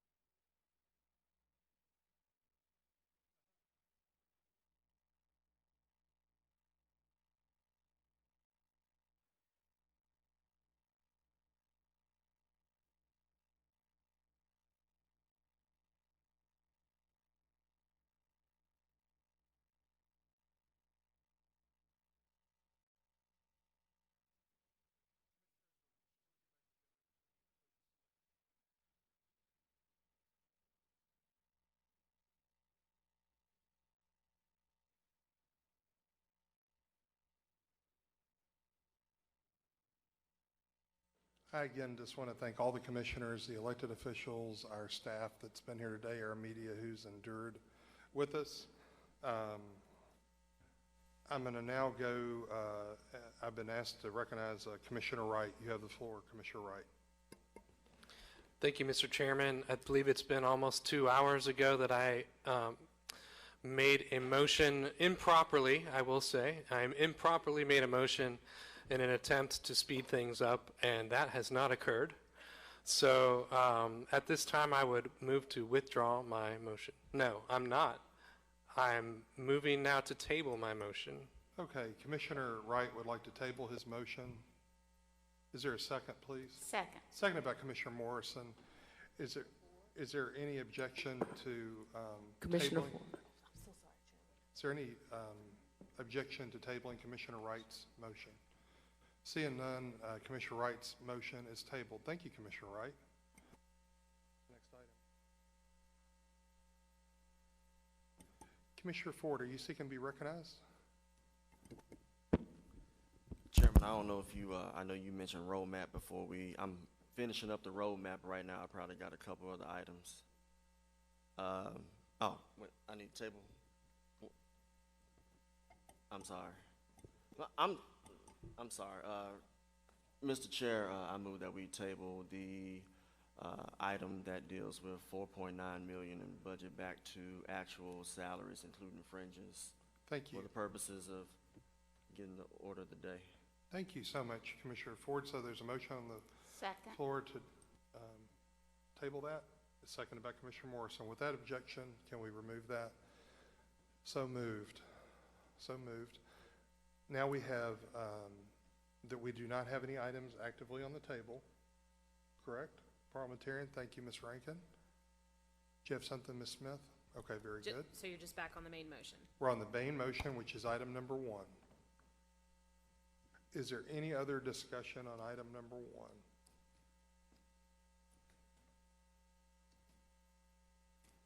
Very good.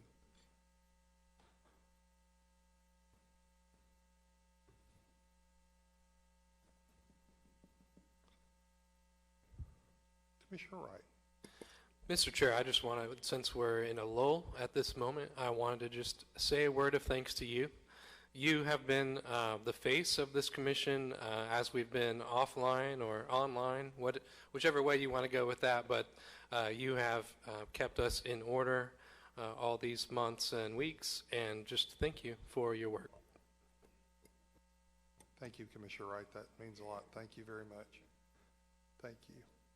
Yes, Commissioner Turner.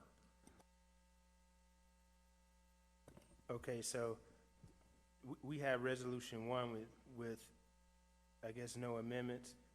Is your next point to move this to a vote? Okay, so I guess everybody's good with that.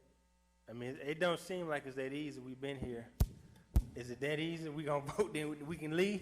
I mean, what y'all talking about? Somebody explain. What's specifically on the floor, just for clarity purposes? Specifically on the floor is item number 1. Mr. Chairman. Yes. Let's let our attorney help us. Ms. Smith.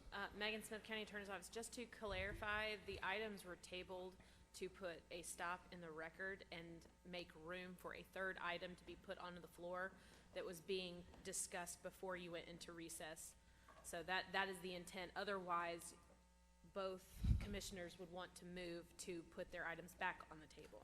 Very good. Okay. Mr. Mayor. I thought y'all had already voted on, this is the Ford Jones budget. I thought y'all had already voted on that. So is this a different budget? Hold on 1 second, Mr. Mayor. It's just,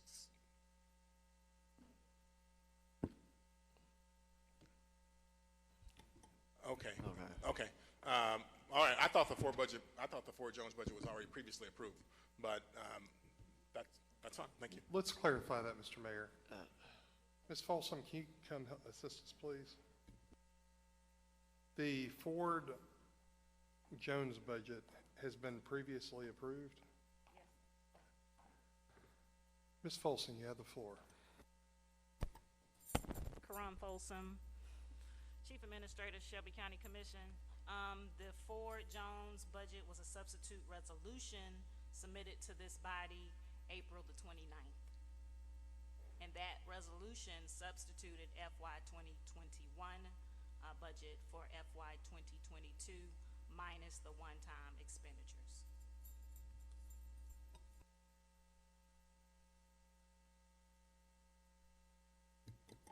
Chairman. Commissioner Ford. So I know that there are a multitude of amendments that I know several commissioners wanted to entertain, so are we not doing that now? Because I know that whatever the will of the body is, I'm happy to entertain whatever this body wants to do. I know at least one commissioner has amendments and whatnot, but again, I'll go ahead and reiterate if there's somewhat of a shortfall, and this is just this commissioner, would this be the appropriate time to bring the roadmap of what I think we can do? All right, first thing, this is what I'm looking at, and this is where I would definitely need the body to assist in this.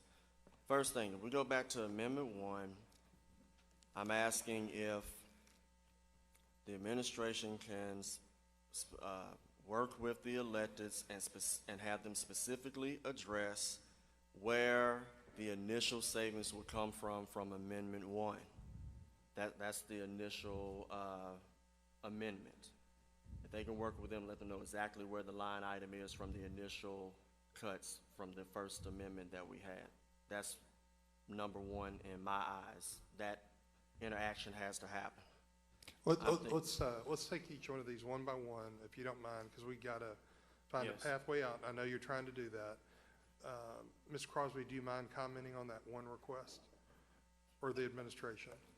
No, sir. So amendment number 1 was the 23 million reduction? No, that was the second one. I haven't gotten to that yet. Okay, so amendment number 1 was the elected officials. Yes, the 1.5.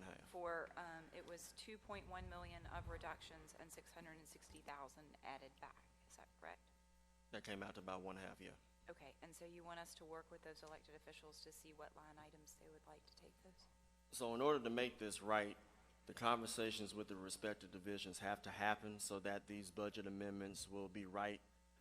One of the electeds informed me that without that direction, that individual, even though he may be able to receive some of his money back, he will not be able to hire that person, because if it's in the wrong line item, then it's not going to work for him. So if they're able to have that conversation so that that savings can specifically go to particular line items that won't affect service, then that would help out with the first part of the roadmap. I haven't gotten to the second amendment yet, but I'm getting there. One question there. Yes. If they were to choose the lines that have been cut first and pick those lines to reduce, would that be acceptable, or should they try to avoid the lines that have been cut by the Second Amendment and see if they can achieve savings in other lines? I'm getting to that. That's actually on my paper. So Okay. the short answer to your question is, well, I'll tell you what, let me just get to it. I'm going to answer your question on that. Sorry. So the second part, because it's not in either one of these, I appreciate this spreadsheet and I appreciate this spreadsheet, but in order for me to get to that 8 million, in contrast to the very top, which was 14, I'm assuming that some of these were grants, et cetera, et cetera. The second thing that I'm looking at, as far as the top piece of Amendment 2, if we can specifically itemize the calculations on your spreadsheet and give specifics, first of all, on why only 8 million of 14 million was considered general fund.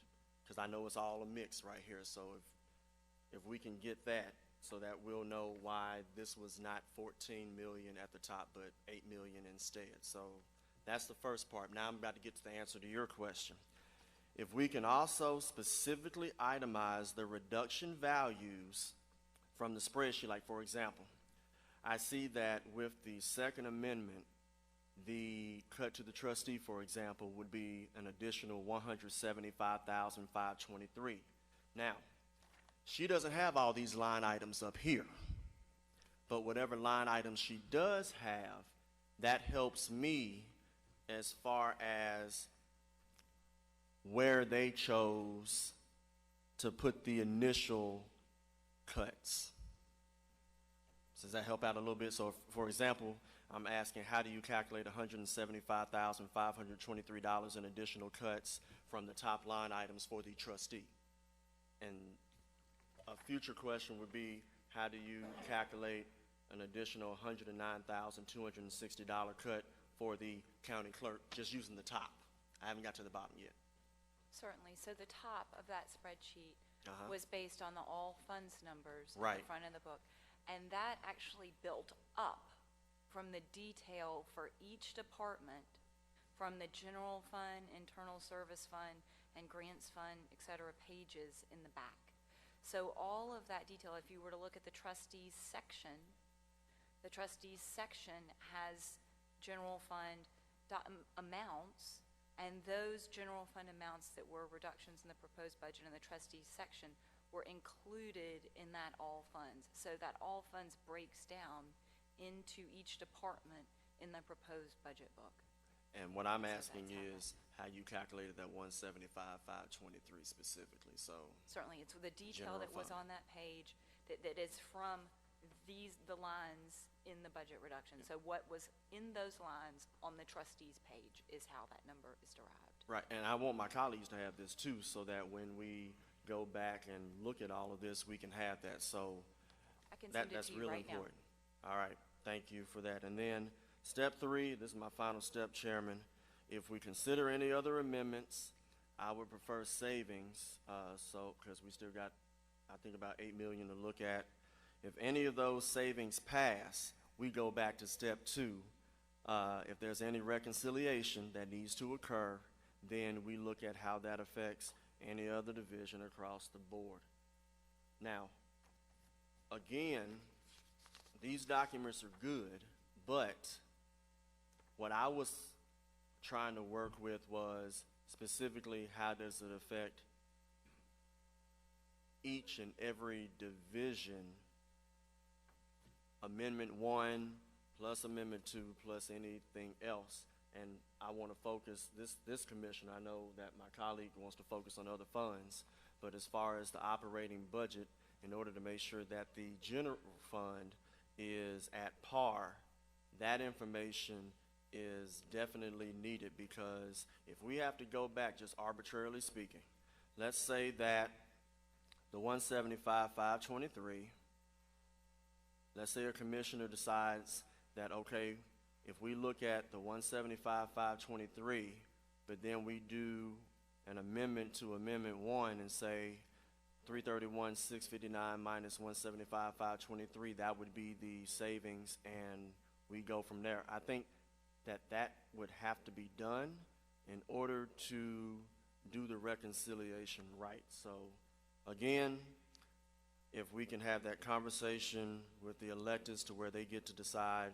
the line items where the initial savings will come from, and then we take the top and we discuss, first of all, why is it not 14 but $8 million in savings, and how it affects per line item those electeds to get to these totals.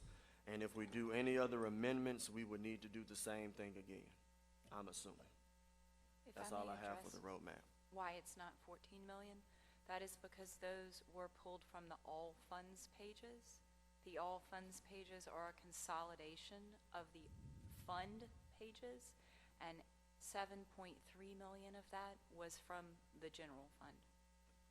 So if I go back to the consolidated sheet, would it be easy to say to take, If you look at this, go for it? Okay, all right. it's the same thing with the lines outlined there. All right, so the only thing that I would specifically need is, for example, like I said, if the trustee additional cut was 175,523, I need to know all of that equaling 175,523. Yes, sir. And within every other elected as well, so that we can clearly define the double and triple what you're talking about. It would be clearly defined so that we collectively can go ahead and rectify that if it exists. Well, we would need to know how the trustee was going to make the 331,000 of Yes. reductions. And I think that the electors would have that. I don't think they would have a problem letting you know specifically so that we can get to the next step in the roadmap and we can get to other amendments, because I know that we will be able to fill this gap, but in order to rectify this and to get more specifics on this, because we don't have all the specifics, like I said, this is good, but I want to dig deeper, then I think that's necessary before we do anything else. And Chairman, I'll close on this by saying that if any other amendments have that same stipulation, then we would need to address that. Now, I know you would easily say that, well, if we take this and then just substitute that, that would do everything, but I don't know if everybody would be on board for that because of some of the things that we found. But that's going to be a great start, in my opinion. I think we need to set a timeline on that, because if we have to do this again, Chairman, I don't want us to be empty-handed if we meet again before the 8th. So my guidance to you is I want you to give guidance to me. What would you say would be a real deadline to have this so that all commissioners can have it so we can be prepared, just in case we have another special call meeting? I'm just going to say respectfully, my deadline was May the 18th. And I'm not being ugly or anything else. I'm just being honest. My deadline was May 18th. And I really hoped we could get to that because of COVID and some of the things that Commissioner Turner shared today. That was my deadline. And so then we did the leadership retreat, and we've done today. For me, Commissioner Ford, it would be by the end of next week or on Wednesday when we meet in committee to finalize the budget by next Wednesday, because quite honestly, I'm sort of the little boy that calls wolf over and over and over saying we're going to do it by this day, and then we don't do it, and then we go the next day. So my goal that I keep resetting would be June the 3rd, which would be it would be actually a week from today. Okay, and then Is that realistic? I mean, that's fine with me. I just want to make sure that the train keeps rolling. And finally, as far as entertain, I know Commissioner Sawyer mentioned this because she don't want to be here at 6 o'clock. I don't want to be here at 6 o'clock either, but hey, if it happens, it happens. In the spirit of what my esteemed colleague articulated about an hour ago, would we need to entertain any other amendments so that we would not have to entertain so many of those amendments on the 3rd? And it would also give us time in order to see if any other reconciliation needs to happen so we can have it all in one lump. Commissioner Ford, it would be this chairman's prerogative to do that today if we possibly could. If somebody has amendments before them now, I would like to do them now. I'll make a motion. Because again, we'll come up with another Wednesday, a week from today, and again, I'm not criticizing anybody in this room because I point all fingers at me being chairman. In the midst of this budget, we still have healthcare, public safety, economic development, and education issues that honestly this chairman wants to set up committees for immediately after the budget, because every one of those areas is having right now really, really serious issues. And each one of those areas needs your leadership, just like with the mayor's proposal with COVID-19. We've got to very, very quickly address the $49.9 million worth of federal funds that we received in very meaningful ways. So again, it'd be my desire to make those amendments today. Commissioner Turner, you're recognized. Thank you, Mr. Chair. I think the budget chair and vice chair set a deadline when we were supposed to submit written amendments. That was about 2 months ago. Yes. And this was in the first batch of written amendments. And one was an amendment for the YMCA. The other amendment was for Maritan. And so at the last meeting, we were about 11:30, and people were falling out.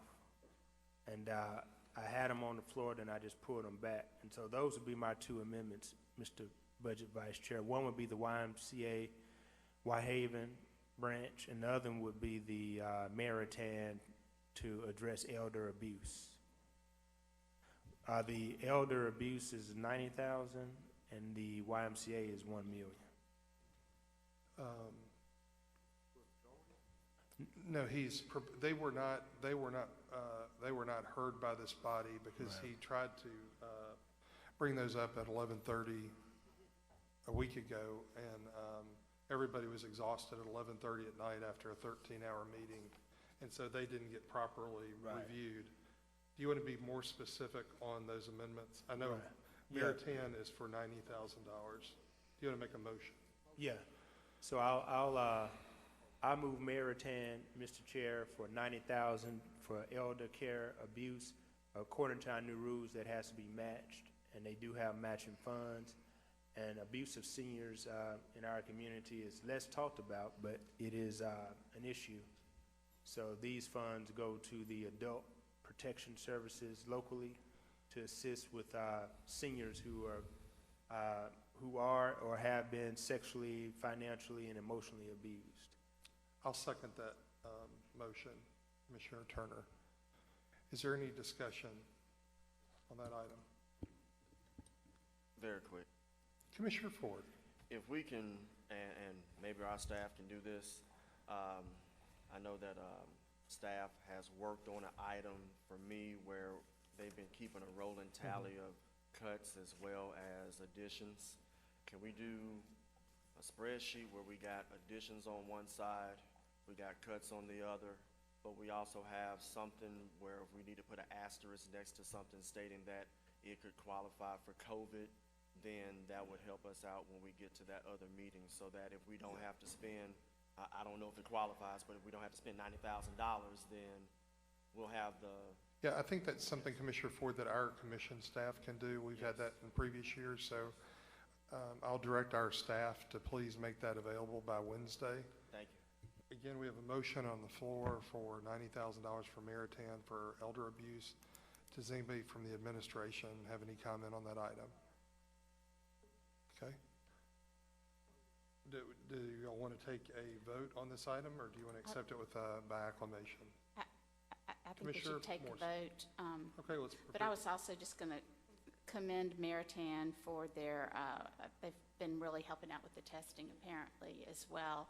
At the same time though, until we're in a position of being, I can't support extra additions at this time, so I'll abstain. Thank you. Okay. Very good. Let's prepare the screens for voting for $90,000 amendment for Maritan for senior abuse. Please call the roll.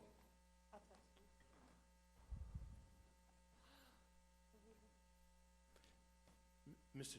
Chair? And for this, I'll say this, 90,000 out the operating, with the exception that if we can use COVID-19 funds, we use COVID-19 funds. Okay. So that'll be the full motion, Yes, sir. if I may amend that. Yep. Yeah. Very good. Thank you, Commissioner. Please call the roll. Can I, sorry, real quick, make a quick question on that, Commissioner Turner. So is your amendment saying that this would be only if it's able to be, COVID funds are able to be used to? It's sort of, it's the reverse. If, I'm saying that after we kind of complete our analysis, if we can use COVID-19 funds, we can use it for this $90,000 spend. But I don't know that now. That has to be researched by the legal team, and it has to be vetted and supported by the mayor. Okay. So we couldn't do that tonight if we wanted to, but I'm saying, so I put this in the form of a motion to amend the budget right now, and also it recommends to the mayor to fund this for COVID-19 funds if feasible. Okay. Yeah. Let's call the roll, please. Commissioner Turner, Aye. Morrison, Abstain. Sawyer, Aye. Whalen, Aye.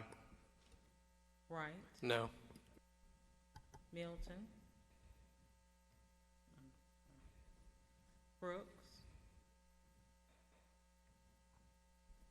Bradford, Yes. Ford, Aye. Mills, No. Lowry, Aye. Jones, Aye. Chairman Billings. Aye. We have aye votes from Commissioners Turner, Sawyer, Whaley, Bradford, Ford, Lowry, Jones, and Chairman Billingsley. Commissioners Wright and Mills have voted no. Commissioner Morrison has abstained. We have 8 ayes, 2 noes, and 1 abstain. That item passes. Commissioner Turner, you still have the floor. Thank you. The next item is for the YMCA. And this is, we all know the story how the Y stepped in to feed the young people of Shelby County Schools when the Central Nutrition Center was shut down. And so they've always stepped in to fill the gap. I do understand that we are in a budget crisis, and so what this item is, Mr. Chair, again, is a $1 million ask with the proviso that if these funds can be found with COVID-19 relief funds, we switch this item to be funded with those funds. But again, Mr. Chairman, this is one of the first budget amendments that I proposed back, I guess, in March, and it just got lost in the fray, and it's just coming up now. But this would be for the YMCA in Whitehaven, and this would be to go towards their program for child care for essential services, food supply for the Whitehaven community, and for other essential needs for that community during this COVID-19 crisis. So I move that item, $1 million for the YMCA. We have a motion on the floor, and it was seconded by Commissioner Ford. Any discussion on this item? Commissioner Wright. Thank you, Mr. Chairman. I will speak in support of YMCA and what YMCA does. They've been an excellent partner with us throughout this period especially, but before that even. Great partner with our schools. They do excellent, excellent work. I wholeheartedly oppose this amendment. Like the last one, we've got folks over here who are trying to run our own organization and having a hard time keeping staff to just fulfill the critical core function of government. And it's offensive to me almost that we're asking them to stretch so far and meanwhile funding other organizations. I think that the priorities are backwards. I do support them. If we have COVID funds available, I think they would be an excellent, excellent candidate. So to that extent, I do support us trying to find a way to help YMCA. Again, they've been an excellent partner. Thank you, Mr. Chair. Thank you so much, Commissioner Wright. Commissioner Bradford. I need to disclose I serve on the board of the YMCA, which shouldn't prevent me from voting on this, but my firm has also been involved somewhat in the new building that will be built in Whitehaven, so I will be recusing myself from this item. Thank you for disclosing that, Commissioner Bradford, and thank you for your service. Any other questions on this item? Very good. Let's prepare the screens for to vote on this item. YMCA, correct, Commissioner Turner? Yes, sir. Thank you.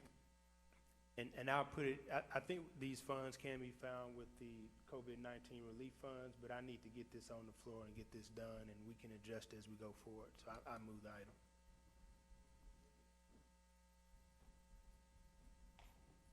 Okay. I didn't hear the last one. Commissioner Turner, Aye. Morrison, Abstain. Sawyer, Aye. Whaley, Abstain. Wright, No. Milton, Brooks, Bradford, Abstain. Ford, Aye. Mills, Aye. Lowry, Aye. Jones, Aye. Chairman Billingsley. Aye. We have aye votes from Commissioners Turner, Sawyer, Ford, Mills, Lowry, Jones, and Chairman Billingsley. Commissioners Morrison, Whaley, and Bradford have abstained. We have 8 ayes and 3 abstain. That item passes. Commissioner Turner, any other comments? Okay. Thank you, Thank you. Commissioner Turner. Are there any other amendments at this time? Yeah, Chairman, I have one. Vice Chairman Jones. So, Chairman, I have a budget amendment, move to amend the FY 2021 budget for school seed in the amount of $300,000. These are matching funds for a new STEM building for the entire Whitehaven community, all the schools. You have a generous donor who wants to donate $4.2 million. You have a private donor who's donating $400,000. They've asked that the city of Memphis is putting up $300,000 and for us to match the same, and Shelby County Schools are putting in $1 million. So between all of the government and Shelby County Schools and the private donors, that would be a total of $2 million. The donor will put in the other $4.2 million to build a state-of-the-art STEM lab for all of the schools to utilize in the Whitehaven community. And that's my amendment. So I move that. I guess I just need a second. Motion by Commissioner Jones, second by Commissioner Lowry. Mayor Harris. Thank you, Mr. Chairman. Just for clarity, these are amendments to the operating budget, right? Not to the CIP. These are operating budget amendments. Okay, so I would just, if we get a moment before we all depart, if Director Crosby could talk about our fund balance, because most of these, without a funding source, we have to be paid out of fund balance. And so it is possible we will, if we don't find a funding source for these, that our fund balance could dip so low that we would not be able to meet our bills, that our checks would bounce. And so I just want to make sure that we are on the record as to what the fund balance looks like. Again, I think that I understand the intent here that you guys are going to try to find a funding source, but we do need to make sure that we have a fresh reminder that we're kind of at the end of our fund balance and that we're in danger if we get too low of a possibility of our checks bouncing. Thank you. Can I ask the body, and let me ask the sponsor, Commissioner Jones, it just passed a few minutes ago, Commissioner Turner's investment in the YMCA in Whitehaven. It is my understanding it's in Whitehaven, correct? Yes. So this would be another investment. Again, I like Whitehaven. I visit Whitehaven. I think I've got a lot of friends in Whitehaven.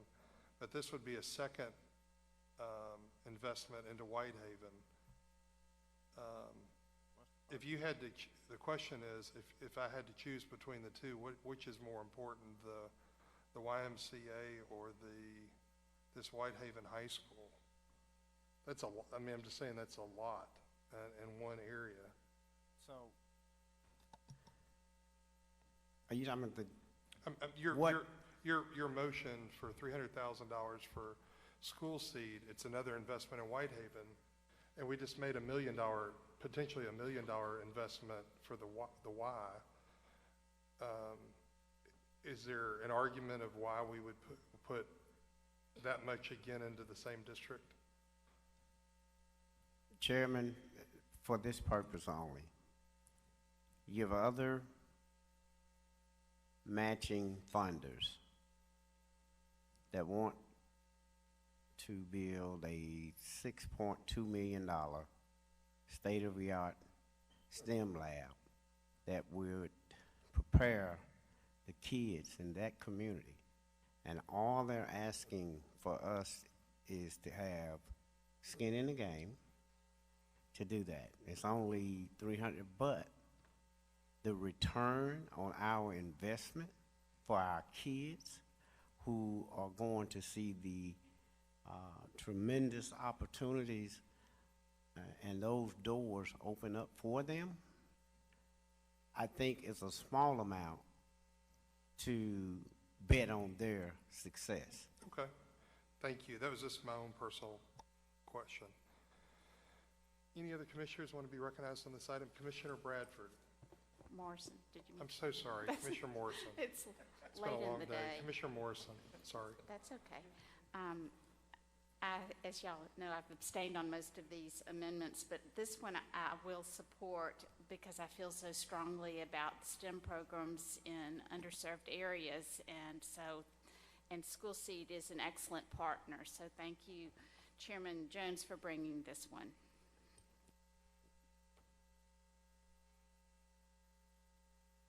Thank you, Commissioner Morrison. Anyone else wishing to be recognized Chair. on this? Yeah, I'd be remiss if I didn't speak. You mentioned Whitehaven 5 times, so look, this commissioner does not mind finding offsets and whatnot if need be. I know that we got a lot of amendments. I know there are a few other ones. I don't know if we're going to entertain any other ones. I hope that we do for the purposes of knowing where we're at regarding the roadmap that I articulated. So for selfish reasons, I'm going to be for Whitehaven 115%. But at the same time, I have to be fiscally responsible to where if I need to find funding sources, then I will. This commissioner has been doing that for a good while, and it wasn't mentioned, Commissioner Turner. I talked to Ms. Patrice Robinson, the chair of the City Council. There should be matching funds in their City Council budget as well for that particular item. So if this commissioner has to find offsets for the purposes of representing his area, I've been doing that for the last 13 years, and I won't stop now. Thank you. very good. Thank you so much. Any other comments on $300,000 for out of the general fund for school seed? Any other comments? Let's prepare the screens for voting.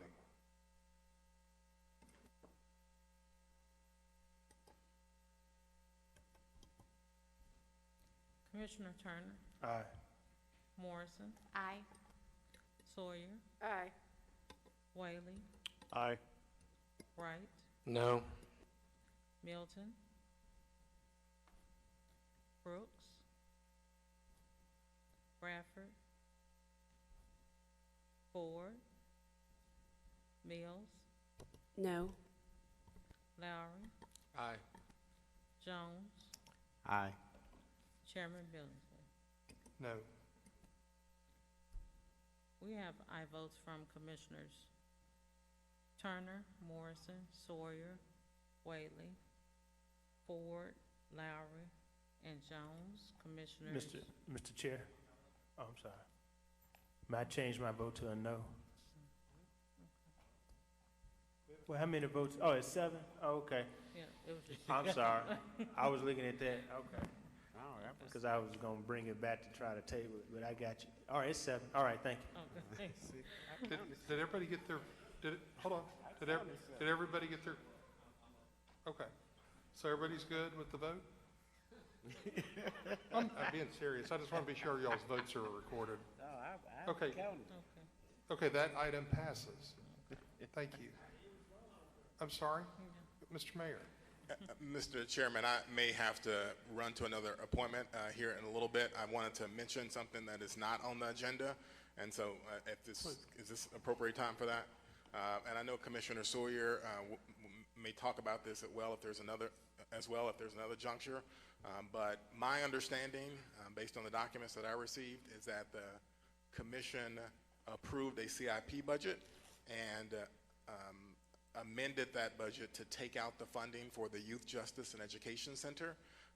So that puts us in a bind and really puts the sheriff and Shelby County government up against the wall, and for the second year in a row, because last year the budget was amended to take out the funding for the Youth Justice and Education Center, and so we had to reevaluate and come up with another solution that we thought would be a better fit for this commission, and we did bring another solution, and actually it turned out to be a terrific solution, certainly a better fit for the sheriff and his needs, the juvenile court judge and their needs, and we got a great price. So it all turned out to be very, very fortuitous. The problem now is we're not able to advance that project, which is needed. We have to resolve some of these issues, and we're not able to advance that project because my understanding is that the money was removed from the budget the last time you all met. So if there's a solution, I would just try to encourage the commissioners to please, let's put the money back in for the Youth Justice and Education Center. Mayor Harris, are you referring to the building that we've acquired on Getwell? Yes, that building, we have to do renovation and construction on the building, and there was money to get that process started in this budget year, and my understanding is that that was taken out of the budget, and the CIP was approved with that money taken out of the budget. So this has been a long time coming. We need to try to keep to advance. We need to advance that project. That is a real need in Shelby County. Well, I'll need to speak for this commissioner. It would not have been my intent to vote against that because I've been a long-time advocate for a place like that. So if I voted on the prevailing side of that, I will certainly bring it back up. I'll need to pull the votes. There's some questions on this item, Mr. Mayor, as you can imagine. That's a really important project for us. Commissioner Jones, you're Thank you, first to be Chairman. recognized. Thank you, Chairman, because it's in my district, the facility, number one. Number two, we had a hefty discussion about this. The 4.5 was in the FY21 budget. We talked about the monies that were coming from the state, the 7.7 million, that from the documents that we received from the state, they would distribute that July 1, so a month away. That's why those dollars were removed in the FY21, the 4.5, because you guys told us that y'all wanted to use the 7.7 million from the state, and you was doing that. So is that not the case anymore? We have not received an award from the state. It is possible that we will get an award from the state. I'm optimistic that we will get an award from the state. But this is a top priority project, and we need to have the resources to advance this project. And if we do not get an award from the state, then the project would not advance. So we put this in the budget because this is a top priority and something that has been delayed too long. I appreciate the optimism around what the state might do, and I'm optimistic myself, but I can only spend what's in my pocket. You don't want to bet on it. Is what I don't you're want to saying. bet on it. Yes, thank you, Mr. Right, Mayor. so, but Go ahead. here's my point. Rather than to not bid on it, why can't we just simply call up? Because this was the $100 million that the governor announced that would go out to counties. They put out a spreadsheet, the state did, and it told us how much Shelby County would get and all the other counties. So if there's some concerns about that, then I would simply say, can we call up to the state to verify the documents that they sent out? $7.7 million will be coming to Shelby County out of the $100 million that they approved. How difficult is that? And then to go back and revisit and move something, then they turn around, we ended up getting the 7.7 million. Then what would you do with those dollars? Now, but I think because we have time, can we just call the state and see and clear the air of optimism before we change this? Thank you, Commissioner Jones. Mr. Mayor. I don't know what to say, Mr. Chair. I've given you my best advice about how to proceed. I think that this is a top priority. This has been passed over for now the second year. I'd recommend this commission fund this project. Mr. Mayor, let me ask you this. If we were to receive, even after the fact, the $7 million from the state, what would happen with those $7 million? The project exceeds $4.5 million, so if we were to receive $7 million from the state, we would still be able to use those resources in addition. Very good. Yeah, but we put that in FY22 budget when we amended. Very good. Okay.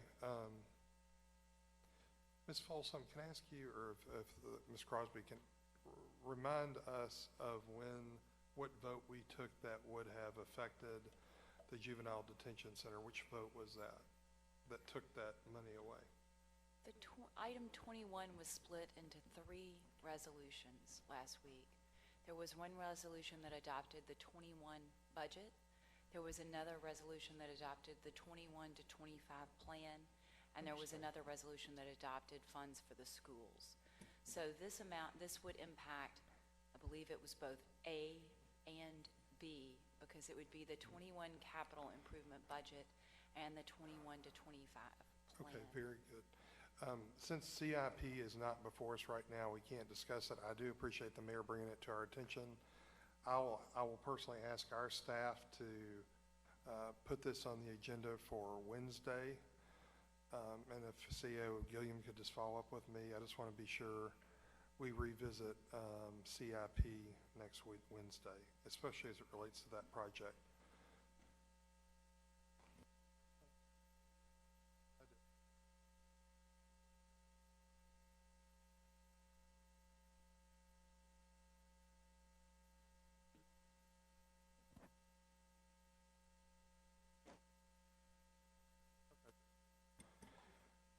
Very good. So, if you want to direct the questions to the chair. Sorry, Chairman. Yeah, you're fine. Paternal leave, that's still in the budget, right? In your version? It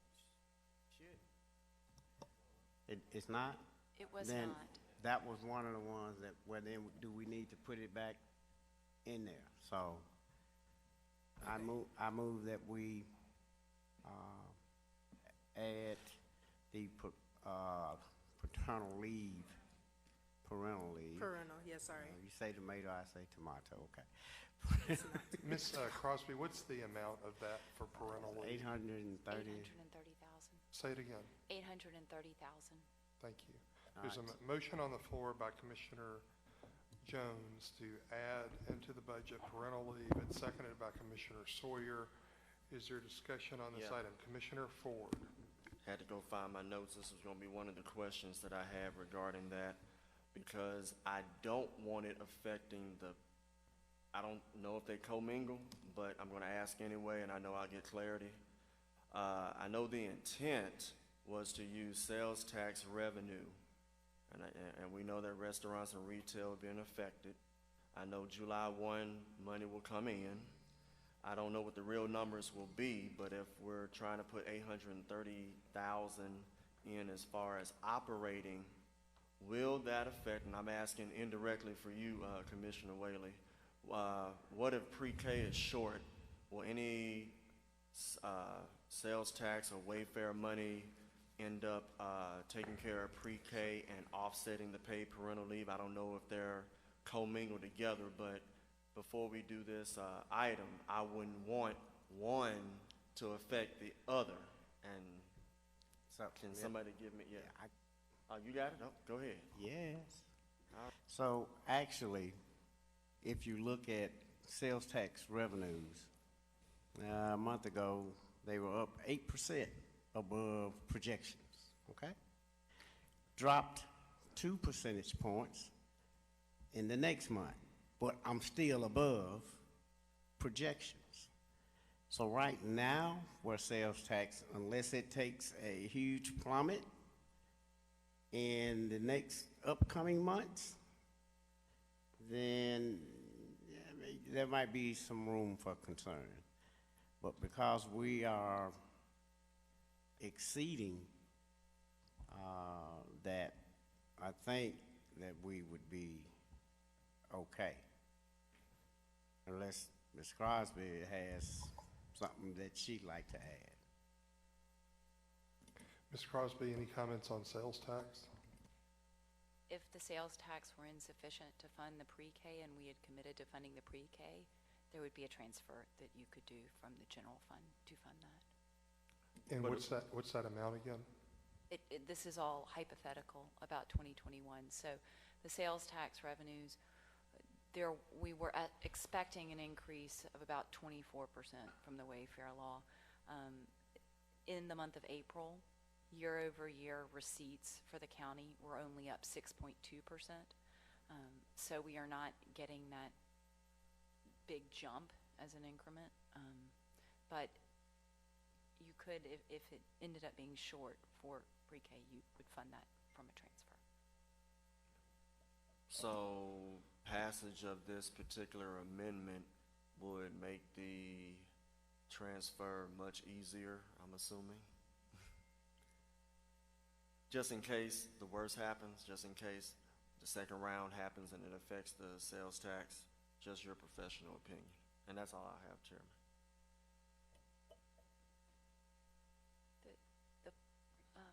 The plan was so that we tried to get away from the transfer to pre-K and confuse the transfers can be confusing.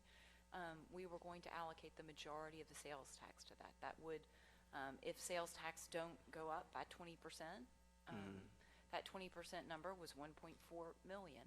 So if it doesn't go up by 20%, how much is it going to go up or is it going to go down?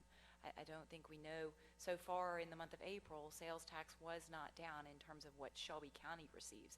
There were significant drops in Collierville and in other municipalities, but for the county it was not down. Okay, that's all I have, Chairman.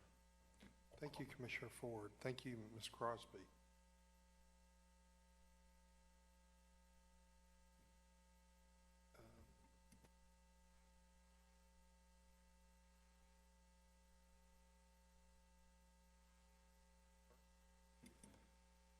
Do we have a motion and a second on the floor? Yes. Okay, we do. We have a motion and a second on the floor on parental leave, and the amount was clarified by Ms. Crosby. Is there any other discussion on parental leave?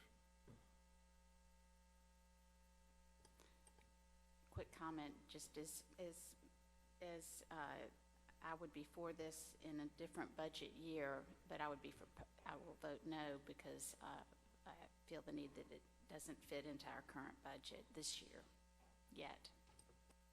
Okay. Mr. Gilliam, it was my understanding that when we budgeted, when the administration proposed this, the amount was based on pretty liberal use of it, which most likely won't happen. Is that right, or am I misunderstanding? Yes, sir. Dewan Gillum, CAO for Shelby County. Obviously, when we first put this plan together, we did consider some very liberal numbers. We do not expect those that utilize this plan in fiscal year 21 that we would exceed the $800,000+ that were set aside for the plan, the program. Mr. Gilliam, is it more realistic to probably think that it would be half that amount? That's kind of tough to say.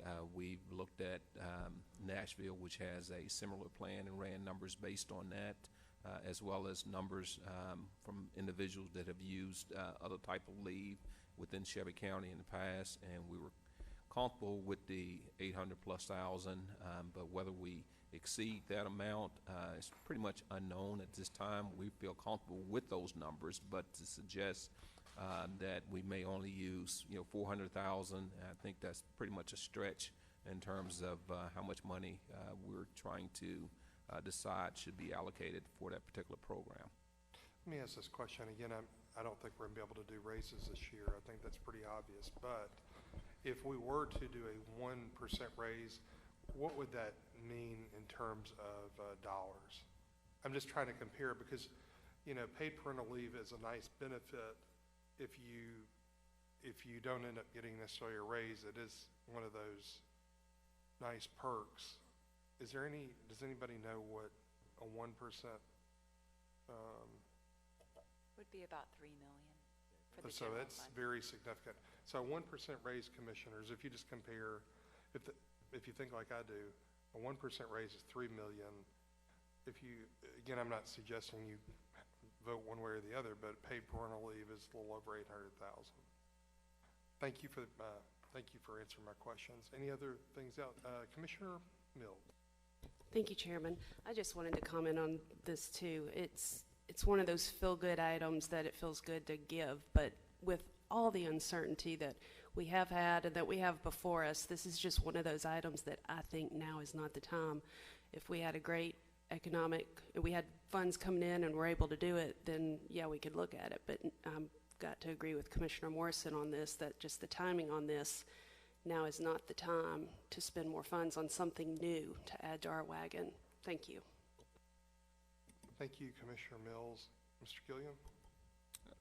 I was only going to say that, we've looked at leave across Shelby County and benefits. I think HR, as well as our previous public information officer, made a very compelling case in terms of, offering benefits. It helps employees stay here. It helps us recruit and retain employees as well. I mean, obviously, the employees are not being offered any type of pay raises in the fiscal 21 budget, regardless as to who budget is being considered at this particular point. And I will stress to the commission that this is a very important benefit. Government agencies as well as private entities are offering paid parental leave across the United States, and there's no reason for Shelby County to lag behind what's becoming pretty much a common benefit within organizations across the country. Very good. Thank you so much, Mr. Gilliam. Thank you very much. Commissioner Sawyer? Thank you, Chairman. I just have a question. I thought we voted to approve paid parental leave. Did we not?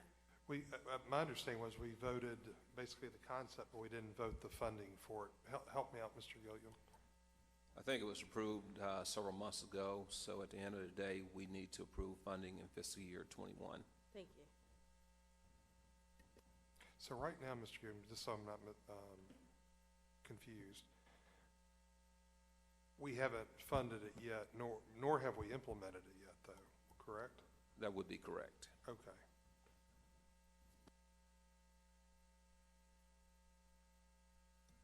Yeah. Mr. Chairman, did we vote to approve 830,000? Was that the vote? Did we vote to do that? The I vote, thought we did.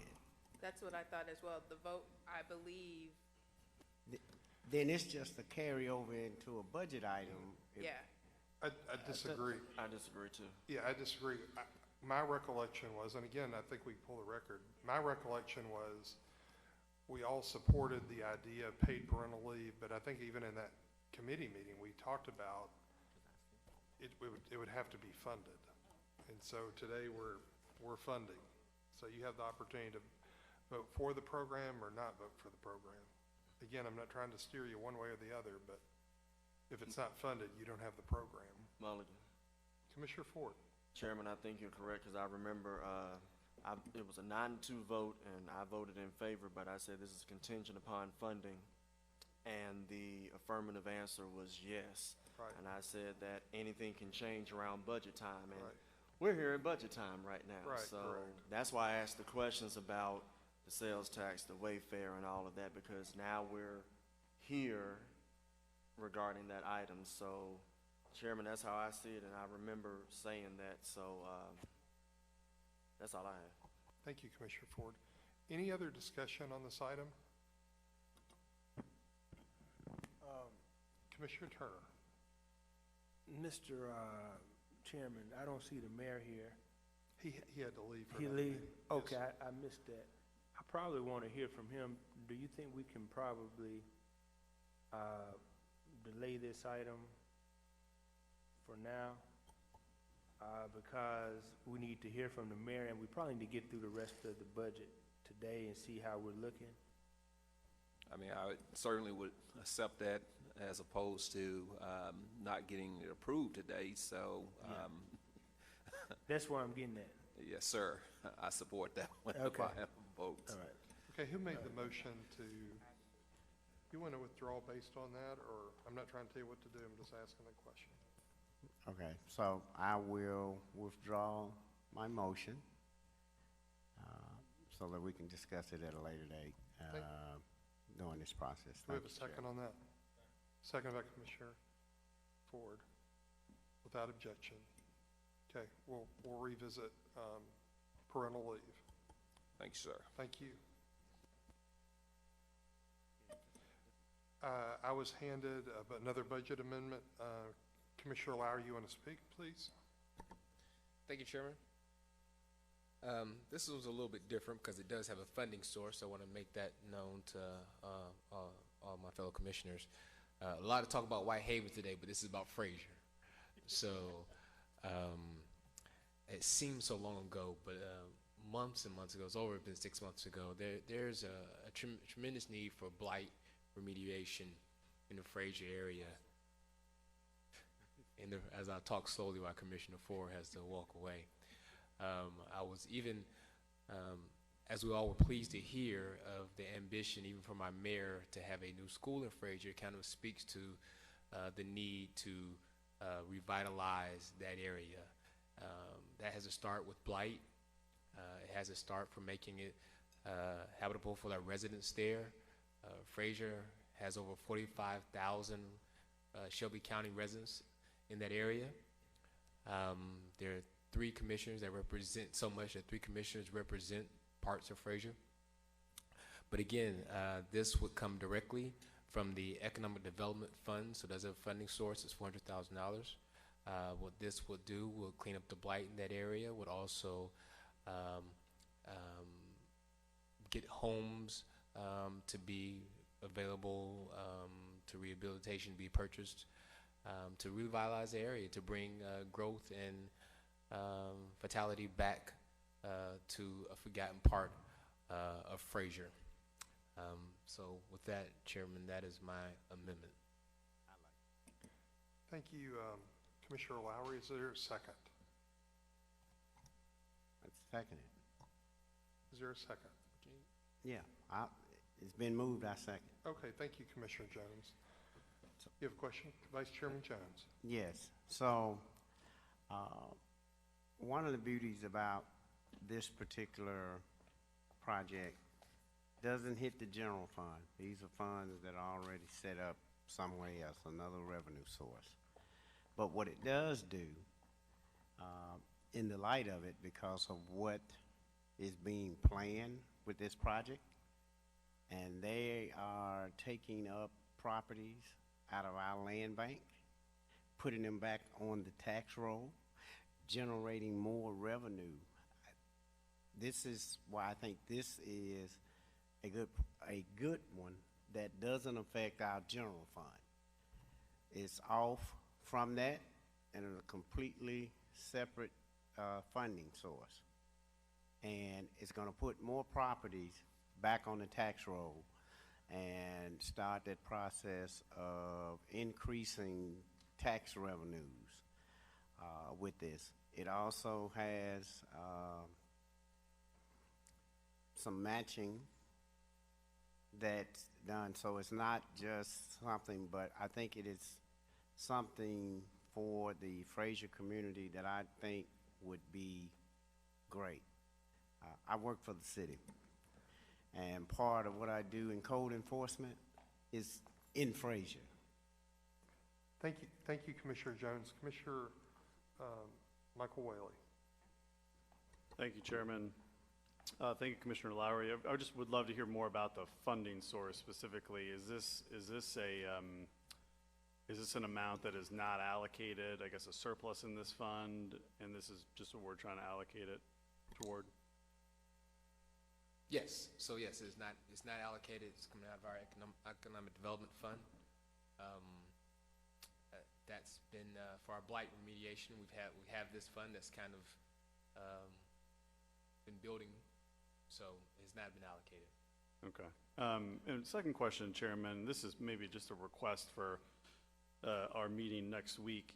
If we continue this next week, would love, if it's possible, to have someone from EDGE present to talk about sort of our economic development programs in the county. This is something that's come up, I think, from time to time, but one of the things that I'm still trying to figure out, get my head around, is how we structure some of our tax incentive programs, and I think it's pretty relevant to the conversations we've been having around budget, not just for this coming year, but I think looking into the long term, which I think we should, as much as we're talking about next year, we should also think about 3, 4, 5 years out. And I think a big component of that is our economic development program and how we and the authority or lack of authority or delegated authority that we've got, and how it interacts with EDGE, and how we think about the right mix of attracting business growth, but also ensuring that businesses are contributing back into the community.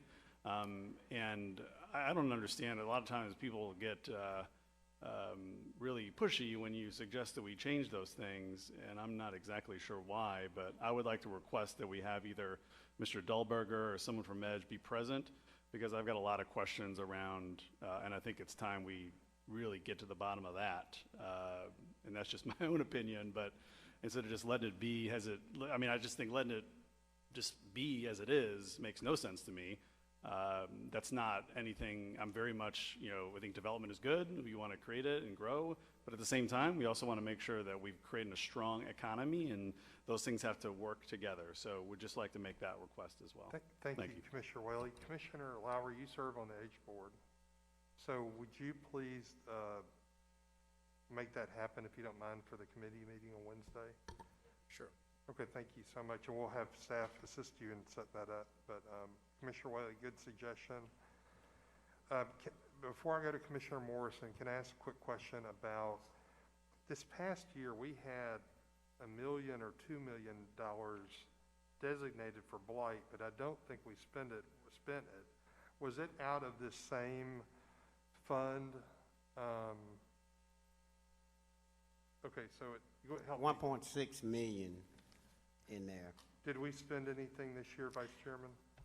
I want to say it might have been 300,000 or something. Something came out of that fund. That fund has pretty much been laying dormant because we put together a blight initiative some years back, Chairman, if you remember. And so that fund was specifically set up for that, and the only thing that you could use those funds for were economic development. Okay. And so that's where it is now. So if this is added to it, it'll take it down to 1.2. Okay. Thank you so much. Anyone else wishing to be recognized on this item? I'm sorry, Commissioner Morrison, you have the floor. Thank you, Chair. Just real quickly, this does sound like a good one. I just want to understand more clearly about the fund, that particular fund, that these are, we're not taking away from something else worthy by making this amendment, or are we? If I may address that. Go right ahead. The balance of this fund as of March 31st was $1,251,000. The mayor's proposed budget did use that $1.2 million to help balance overall operations of the county. There was a transfer from that fund to the general fund. So there is 1.2 million remaining in this fund. And it was a one-time sale of an asset, is my understanding, that was deposited into this fund. So it is not a significant recurring revenue stream. So this would be a one-time use, I'm assuming. What's the balance in there now? $1,251,000. If this bad. No, currently, because there was 303,000 spent out of this fund so far this year. Right, but when I look in the book, there was 1.6 that was in there, and then you guys put 1.270 over into that fund. Then you transferred it back out of that fund and said, oh, that came from the port or whatever, and you was doing. That's actually one of the mistakes in the budget book. Okay. It was All right. done in Excel, and there is a double transfer where it references a sale. Right, so but what was in there before you put it over there, it had to be 1.6 because when it was over there, it was 2.8. If you remove 1.2, that leaves 1.6. So you remove 1.270. It says, oh, we made an error. That is going to do something else. So what would have been remaining would be 1.6. So those I'm just going by the numbers you had in the book. When it was all combined, it was 2.8. That had a flip of a cell, because we're doing this. If I can put in a pitch for a financial system for the finance department, that'd be great. But there was a flip of a cell in that. That is one page that we did not swap it out. It's still wrong in the book. But as of March 31st, in the presentation that I gave about 2 weeks ago, there is $1,251,000 in that fund. Okay. Let's don't belabor just that one point. We know we're looking at the Commissioner Lowry's motion. It does have a second. It's obvious that we haven't spent all the money on blight over the last couple of years, quite frankly, because I know every year you've been a champion for blight. A lot of us have, but we hadn't necessarily spent money on blight. And we will have Edge at the next meeting, thanks to Commissioner Lowry and others. Are there any other questions on the proposal before us? Commissioner Wright. Thank you, Mr. Chairman. Question on that. It sounded to me like you were saying that the mayor's proposal was transferring that fund into the general fund? That is correct. For this current year. For 21. So are But you, 21 is off the table, but as you consider options for the 21 budget, that was a use of funds in the proposed 21 budget. so to Commissioner Wright's point, so we're all understanding, how much money is proposed for blight remediation in 21? None in the mayor's budget. Okay, well, I mean, that's, except for what is in public works. And there's mowing in public works and other landscaping and projects like that in public works. okay. Commissioner Wright. And are there no restrictions on how those funds can be used? If they can be transferred to the general fund, you're saying that there's no restriction that they be used on economic development or on blight remediation? I do not have the full details on that, but my understanding is that there was no restriction on that. Thank you.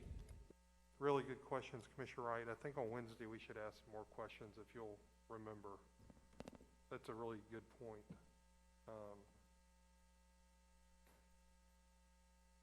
Okay, any other discussion on Commissioner Lowry's amendment regarding $400,000 for blight remediation in Fraser, Northgate, West Side?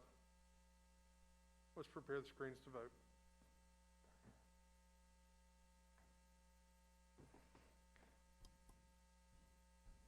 Commissioner Turner, Aye. Morrison, Aye. Sawyer, Aye. Whalen, Aye. Wright, No. Milton, Brooks, Bradford, Ford, Aye. Mills, No. Lowry, Aye. Jones, Aye. Chairman Billingsley.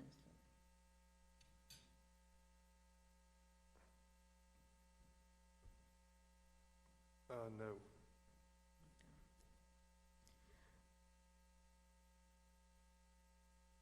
Was that a no, Chairman? No. Okay. We have aye votes from Commissioners Turner, Morrison, Sawyer, Whaley, Ford, Lowry, and Jones. Commissioners Wright, Mills, and Billingsley have voted no. We have 7 ayes and 3 noes. That amendment passes. Do we have any other amendments? Commissioner Wright, and then we'll go to Commissioner Sawyer.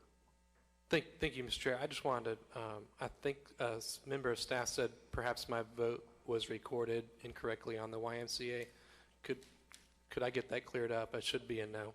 Let me ask Rosalind to bring that vote back up on YMCA.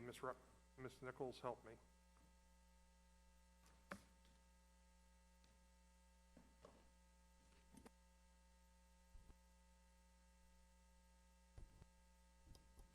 I do have a yes, no, Commissioner Wright.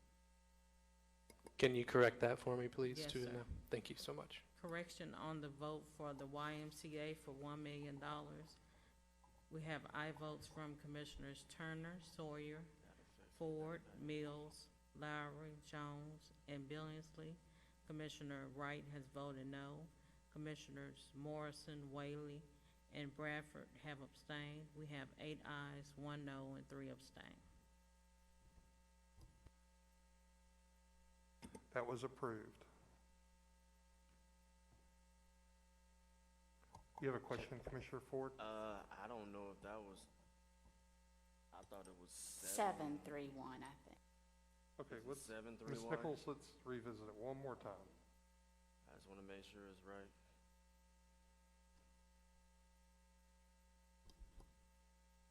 You're right, I'm sorry. That is 7 ayes, 1 no, and 3 abstain. I was Okay. counting somebody else. But Thank that's you. correct. Thank you for catching. It's been a long day. Commissioners, are there any other amendments at this time? Commissioner Ford. Chairman, I know that we'll have reconciliation using the roadmap, but, and if Commissioner Morrison wants to start looking at these, I know that we've passed a lot of amendments to increase, but I think we need to go ahead and start entertaining some of these that actually find savings, and using the roadmap that I articulated. If any of these hit across the board, we can get those exact numbers on how they are affected. So, Commissioner Morrison, can we do this? We'll come back to the 4-9, but can we go ahead and look at, there's an item that's called expendable furnishings and equipment, and I believe it's a $1.1 million savings. It will go multiple, and for the purposes of entertaining this item, I'd like to move it on the floor. Second. I move to eliminate 1.1 million from expendable furnishings and equipment. And we get an itemized, we get an itemization on how that 1.1 million goes, which goes with our roadmap. I'm so sorry. Commissioner, is it a specific department? It says multiple. That's correct. If I could just speak to, does everyone have the sheet that shows some of these areas that we can consider for reductions? What sheet are you referring to? It says, on mine it says Jones and Ford, and then Morrison, and then consolidated. And I don't know, it may be too much to do today, but perhaps commissioners want to. I don't have that sheet. You don't? I don't think so. Where does it say Jones and Ford? It has a yellow line across the bottom. So what's it say at the very top? It says general fund reduction Okay, I've got comparison. it. I've got it. Thank you. I've got it. So Commissioners, it's this one. You know, for the next meeting, we need to start numbering, I think, all of our handouts. So, Commissioner Morrison, you have the floor. So is it- However, Commissioner Ford would like to proceed with these. I'll second. I didn't know if we have a lower number of commissioners, but if we want to proceed with these today, I'm ready. We have plenty of commissioners here. Yeah. But specifically, you're proposing 1.1 Yes. for furnishings. Specifically, Commissioner Morrison, what furnishings? Well, in trying to find a way to make some cuts to the budget, the thought was that furnishings is something that could be postponed at this time. So Let me- that's why that was something I chose. My goal in anything I suggested was no layoffs, and so furnishings don't involve people. Let me just ask the question to the sponsor,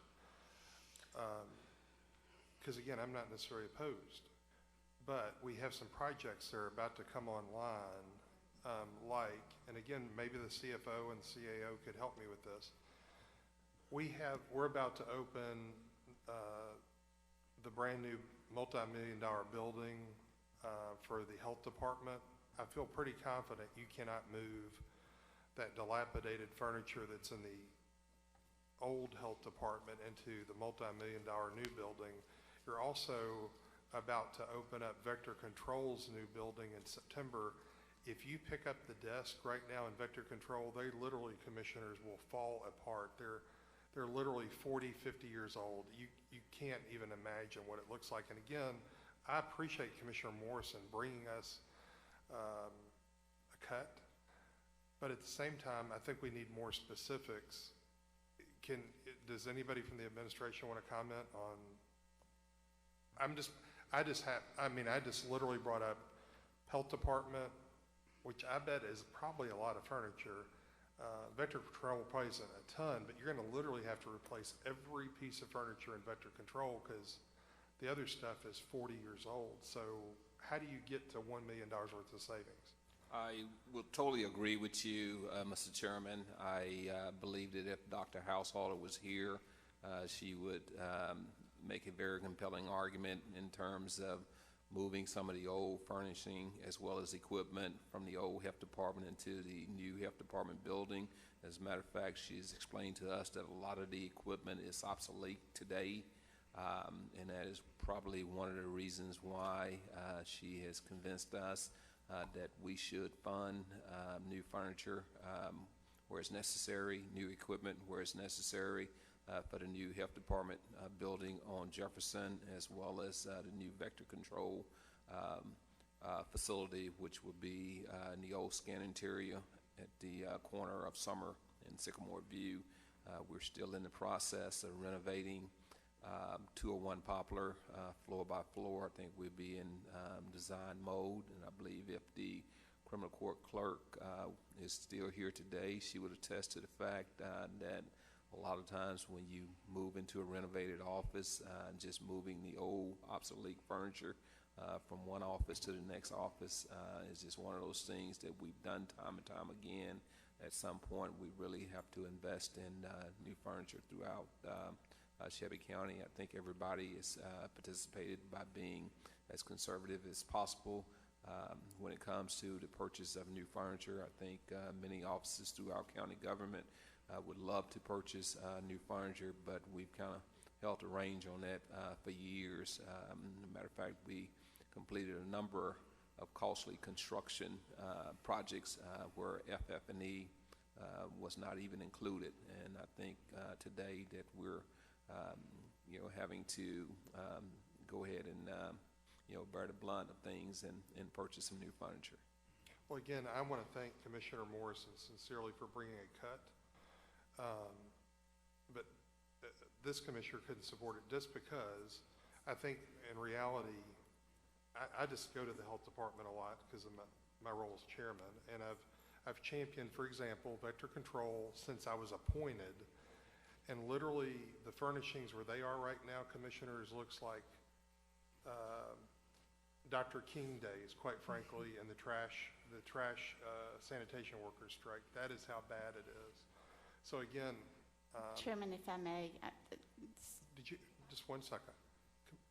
If I Go can ahead. add, we did put furniture for the health department in the CIP budget that was approved. Good. So these are operating lines that have been in there for several years in departments. If you go back to 2020 and you take out one-times, these are kind of recurring furniture lines in the operating budgets. So this would have helped a few minutes ago. So CFO Crosby, so the cuts that Commissioner Morrison is referencing would not affect the new health department building or vector control. You're telling me it's CIP dollars for furniture. We did put that in the CIP budget, Okay, yes. I'm very surprised because most of the time, again, your world in government's probably different than mine. Typically, it's really hard to, for me, it's very hard to amortize or whatever furniture because it depreciates so rapidly, it's hard to spread it out. But again, you're the expert. With the construction of a whole new building, and Yeah. that's a point we've made with the schools several times on when Sure. they're adding classrooms. But with a construction of a whole new building or a substantial renovation that's really increasing, the main cost is the building itself, Yeah. then you can include furnitures, fixtures, and equipment because it is a smaller piece of that and it's part of the whole overall redo. Very good. That's really helpful. Thank you so much. that's right. I'm going to go right back to you in just one second, Commissioner Morrison. Director Stephen Leach is with us from the Sheriff's Department. Mr. Leach, it's really good to see you. Thank you for enduring with us today. And that is the term, endure. Yeah. You have the floor. Thank you. Steve Leach, CAO, Sheriff's Office. I've determined what cuts I can take, and then I hear a general number like that, and it's in a general account. Does not tell me whether it affects the Sheriff's Office or not. But I will tell you that if I could cut money in that account, I would have already done that. So it kind of bothers me because I don't know what effect this may have on the sheriff. And therefore, I'm with you, Commissioner Billingsley, that without knowing what departments is affecting, I have no idea whether this is good or bad. Thank you so much, Director Leach. We'll go back to Commissioner Morrison, the sponsor. Commissioner Morrison. Thank you, Chairman. If I may, and I'm going to have to depart in a little bit, but I tried to choose line items that could be postponed.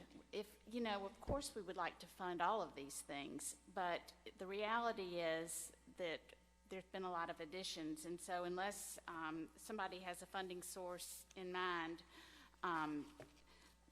we've got to find a path forward. And so that's how I came up with these things that potentially could be postponed, not gotten rid of necessarily, but postponed.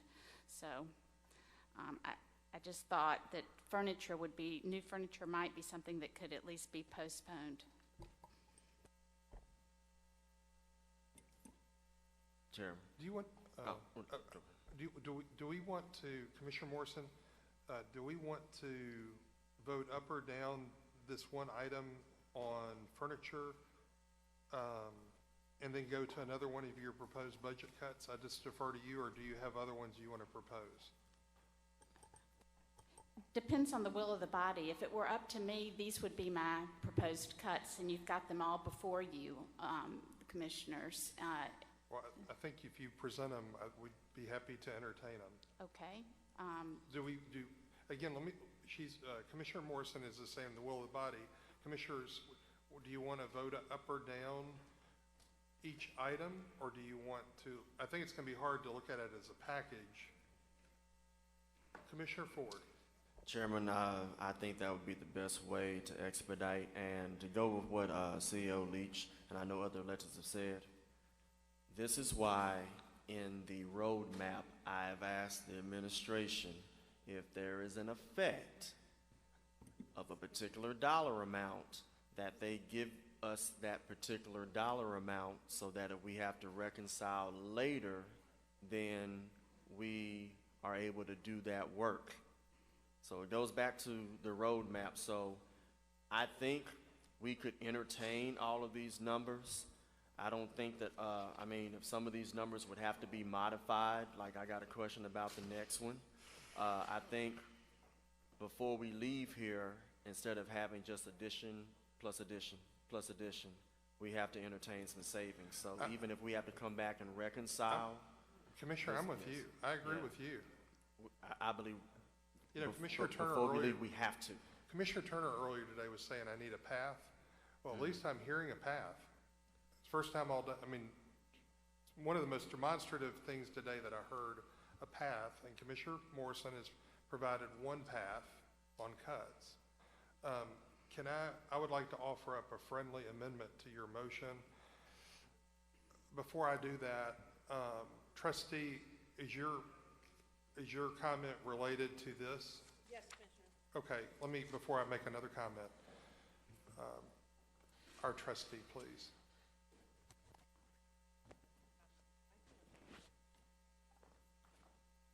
Trustee, if you'd state your name and position for the record. Regina Newman, Shelby County trustee. Similar to the sheriff's office, when the trustee proposed $331,000 worth of cuts, we went through every line of our budget. And we identified things like this that we did not anticipate using in FY21 or that we could postpone. So for each item here, this is what we've already done. These figures don't exist twice. So without knowing how it impacts the trustees' budget, it's difficult to say, as the sheriff's representative said, how this is going to impact the trustees' operations. We're doing things by department on one end and then by account line on another, and it's the same money. Well, the good news is, if there is any good news, is I brought up two examples, trustee, that Ms. Crosby has confirmed for me are coming out of CIP dollars, so they're not. I'm going to pick on the two I picked on. So I picked on the health department and I picked on vector control, just because I'm familiar with those two things inside county government. Ms. Crosby is telling me that they're not affected in Commissioner Morrison's cuts. So I feel more comfortable. I would like to make a motion, and I want to be sure Commissioner Morrison hears this. I want to make a motion to amend to be sure that the Sheriff's Department, the Health Department, the trustee's office, who did I leave out? I'm sorry, let me repeat. I would like to be sure that the Sheriff's Department, the Health Department, Vector Control, and the trustees' departments are not affected by Commissioner Morrison's motion. And I put that in the form of a motion. Thank you, Chairman. And that's just a guarantee that I feel comfortable with that. Is there a second on that?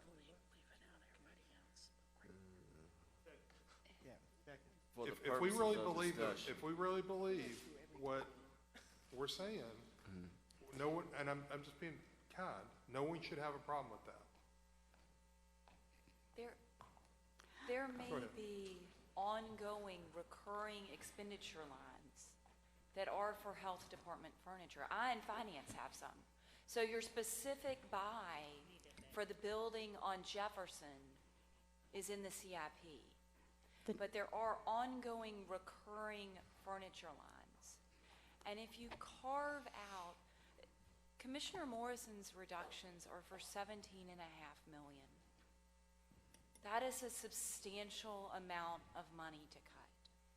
If you carve out departments out of that, you will not achieve those reductions. But respectfully, I'm not carving them out if you just told me that the health department and vector control weren't included.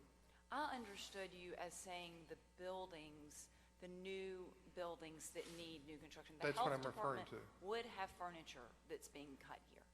there would be ongoing furniture spending that is being reduced here. Even in the new building? Not for the new building, but the health department would be affected by this cut. Because there are ongoing recurring furniture expenditures where somebody buys a desk chair, somebody buys a new desk that isn't a new outfit of a building. I that is appreciate that. recurring Let me go to Director Leach and then Director Leach. Some additional information on this. I have the report of this. So the entire cut that they're doing here is 95% of the entire amount that's in that line item. That means it only leaves 58,000 in there in that entire line for all the different departments.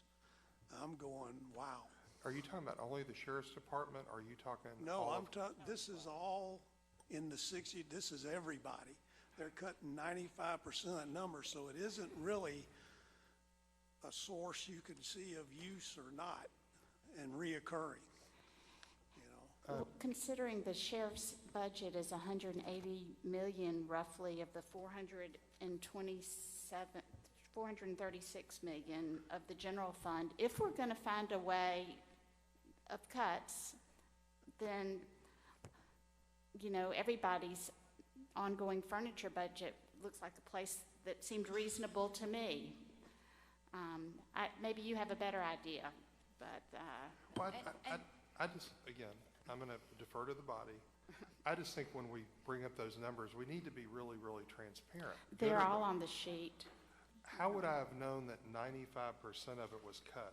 I believe this was printed for you during Okay. lunch, and then it's in front of, Let me find it. I don't know if you have a copy. Let me get a But copy. Commissioner If I Morrison? might suggest, Chairman, that we recess and let everybody study the cuts and see if they, because I'm not going to, I don't want to sell something. It's just my particular way forward that I would be willing to support. But if everyone's not studied it and is not aware of even what I've proposed, I don't think our time's very productive. Can I have a copy of the sheet that Commissioner Morrison is referring to?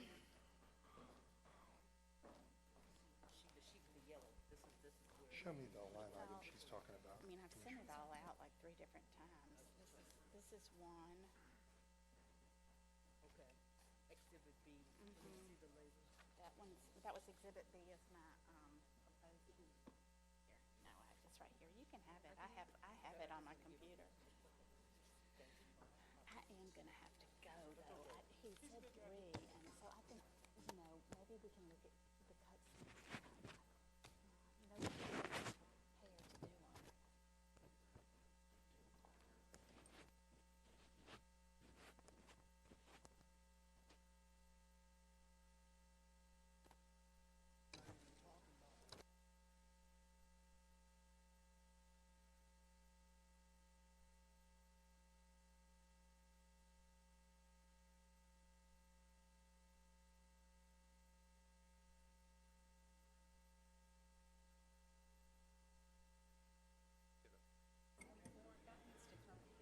Here, I get it. Very good.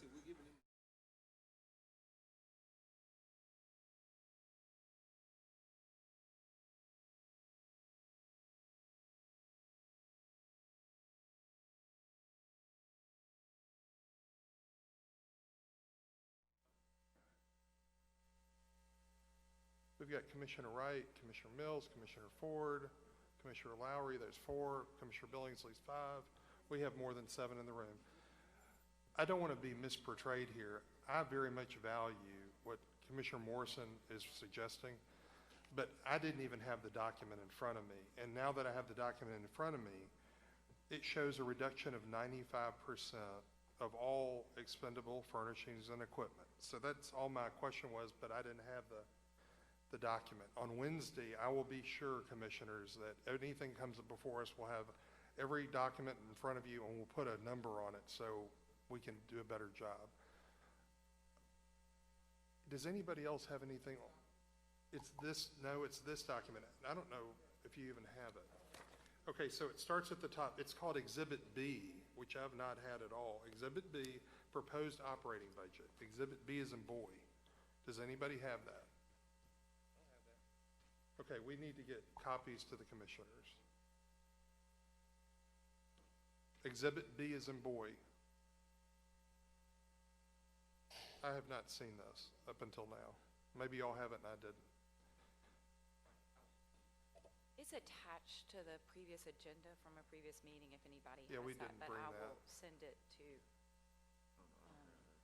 Okay, the commissioners don't have that, but we're going to get you a copy. I think it's really helpful to have it. Any other comments on Commissioner Morrison's proposal on a possible cut, expendable Chair. furnishings? I have a question. Okay, I'm so sorry. Commissioner Mills So- and then Commissioner Ford. I don't think I have the right exhibit, but of the 1.1 million being cut for furniture, 95% of that comes from the sheriff's department? Okay, I've got the wrong No, form. no, no, no. It is, we will do the same allocation of what these lines are and what departments they come from for the commission to review, but that is just, I don't want to speak, that was the full budget is being cut in that line by 95%, and that would go to various departments. And so none of these cuts, this level of cuts, to cut $17.5 million from the budget, from a $436 million budget, is not easy. I appreciate that, but right now we're talking about this one line item. So to answer your question, Commissioner Mills, it was going to be 1.167 with a 95% reduction. It takes it literally down to, for furnishings and equipment for all of county government, $58,385.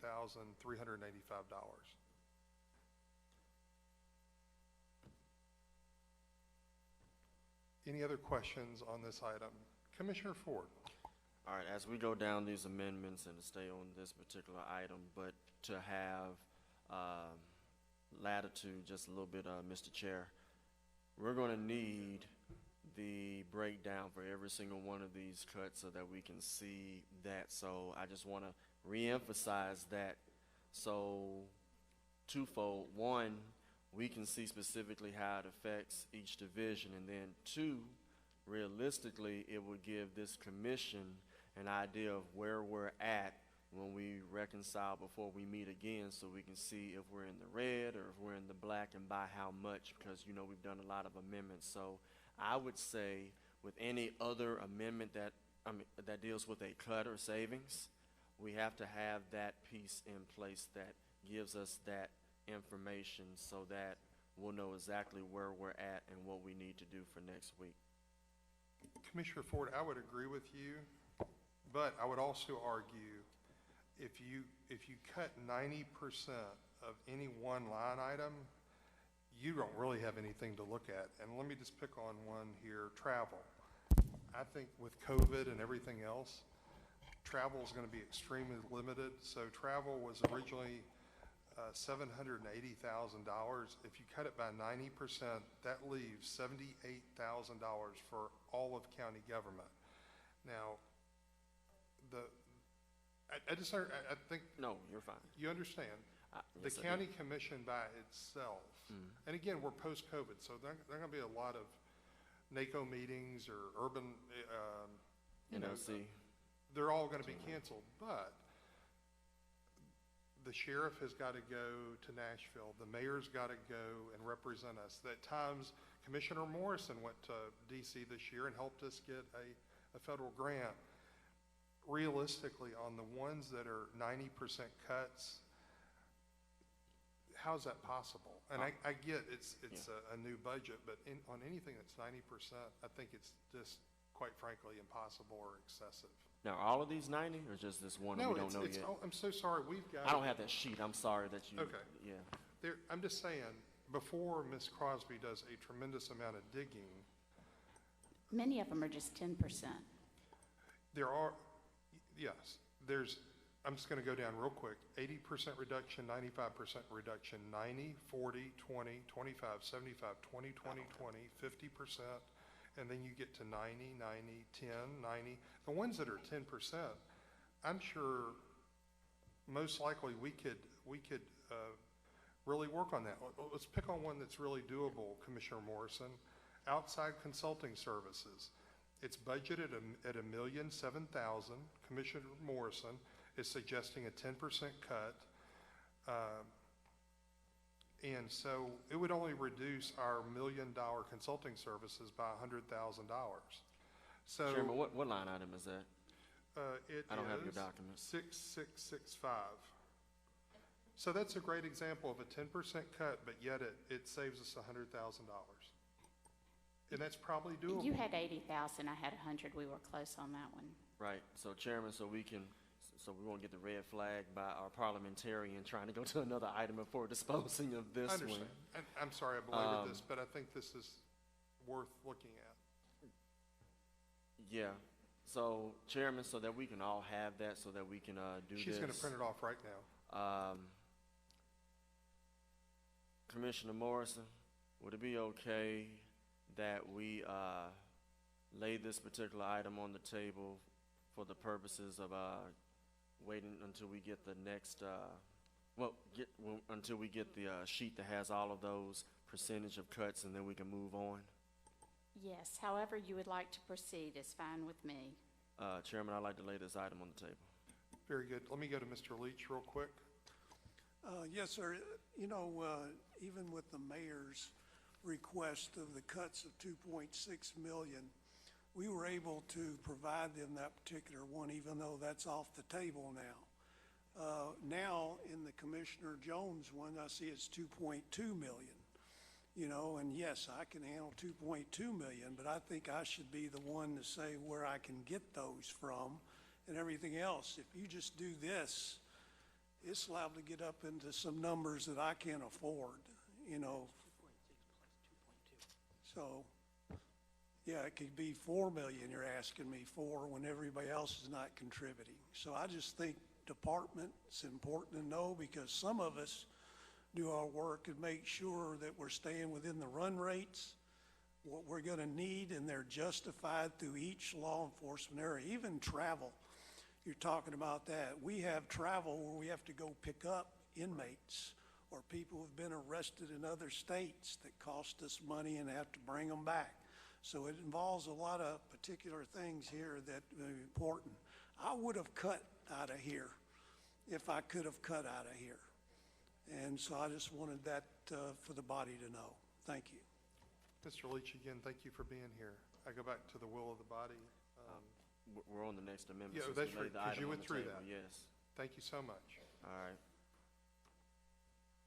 You want to go ahead? Do you want me to propose some of the other? Sure, yes. By line, okay. Office supplies was another one. I proposed reduction. We're not in the office as much during the COVID crisis. It's a proposed 40% line item that amounts to $200,000.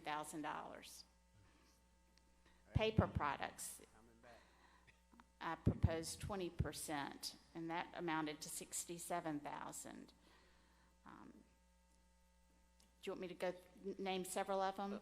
Chairman, do we need to go ahead and just make individual motions, or what would you prefer? Us going straight down?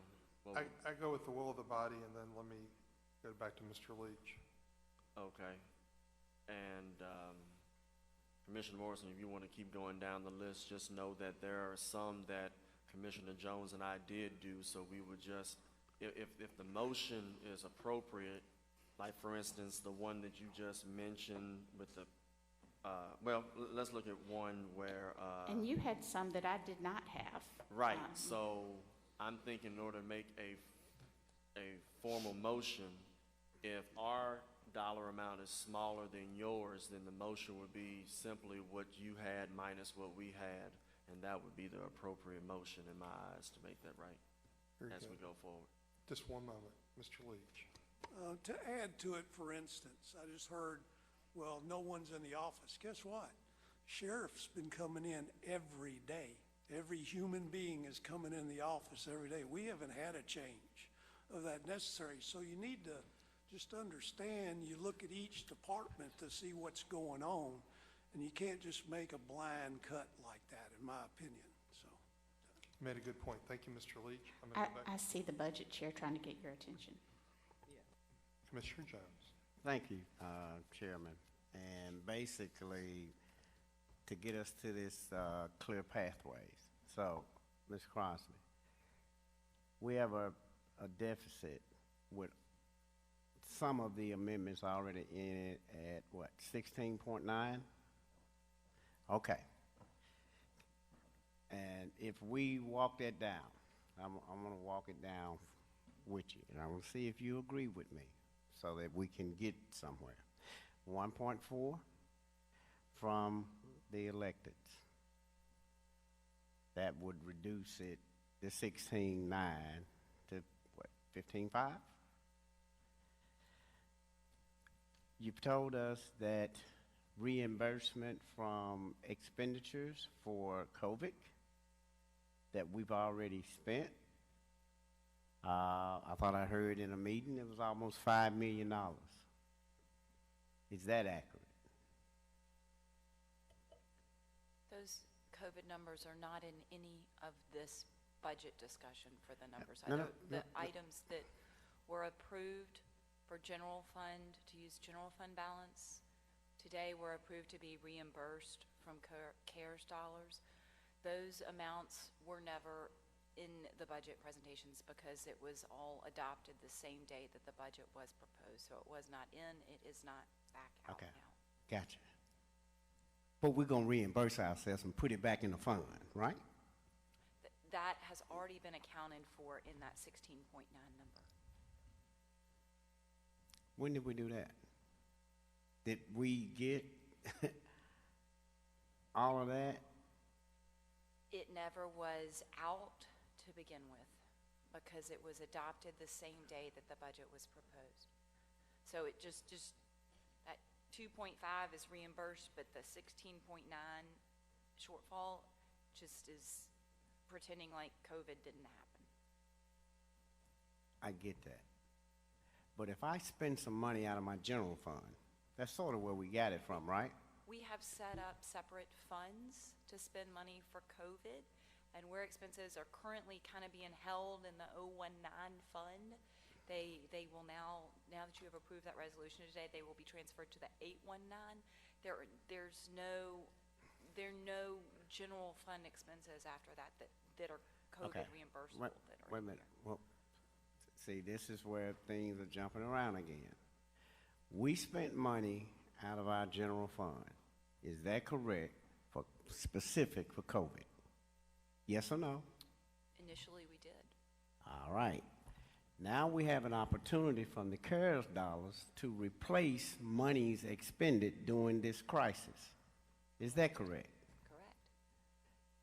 So now you're telling me you're going to put it in some other fund rather than put it back where it came from, the general fund. It's a grant fund for COVID. It's one of the grant funds. And there's 2.5 million, 2,491,000 that is reimbursing the general fund. For How those much? Expenses. It was 2,491,000 that was in that initial resolution. That's reimbursing the general fund. Correct. Okay. Can we deduct that? No, because it was never added to begin with.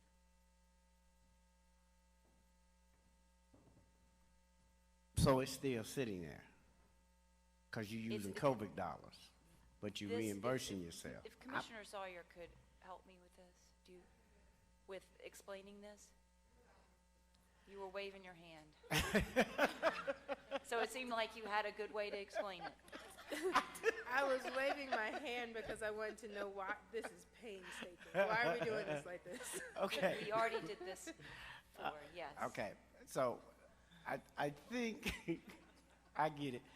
We're going to come back to this reimbursement. So if we want to walk through No, where no, we we'll- are with the budget, which I think was the initial goal, Yeah. we start with 16.9 of a shortfall between the general fund and the education fund. There was a 1.4 million reduction amendment for the elected officials and judicial. There was an 8 million general fund amendment impact, but 2 million of that had already been counted in the getting to the 16.9 base. So that leaves you with 6. So you've got 1.4 for the elected officials, 6 for the other amendment, a question of overlap there, but assuming no overlap, that's a $7.5 million expense reduction. That would leave you with a net loss of $9.4 million in the general fund. Assuming that all revenues are collected this year and we meet our budget for 2020, you could use $6 million of the general fund balance against that $9.4 million shortfall. However, the commission amendments from today, I believe, are now 4.1 million, the additions, which puts you back at a net shortfall of 7.4 million. And that is prior to 7.2 million of amendments, the corrections, sheriff, inmate medical, background checks, and parental leave. So what is our total? But we're looking at a 7.4 million deficit. Now, if we add 4.4, the other number that you gave me, now tell me what the deficit is. If we're going to add a 4.4 million reduction for budget back to actuals, you do need to remove the reduction to the elected officials because it is duplicative.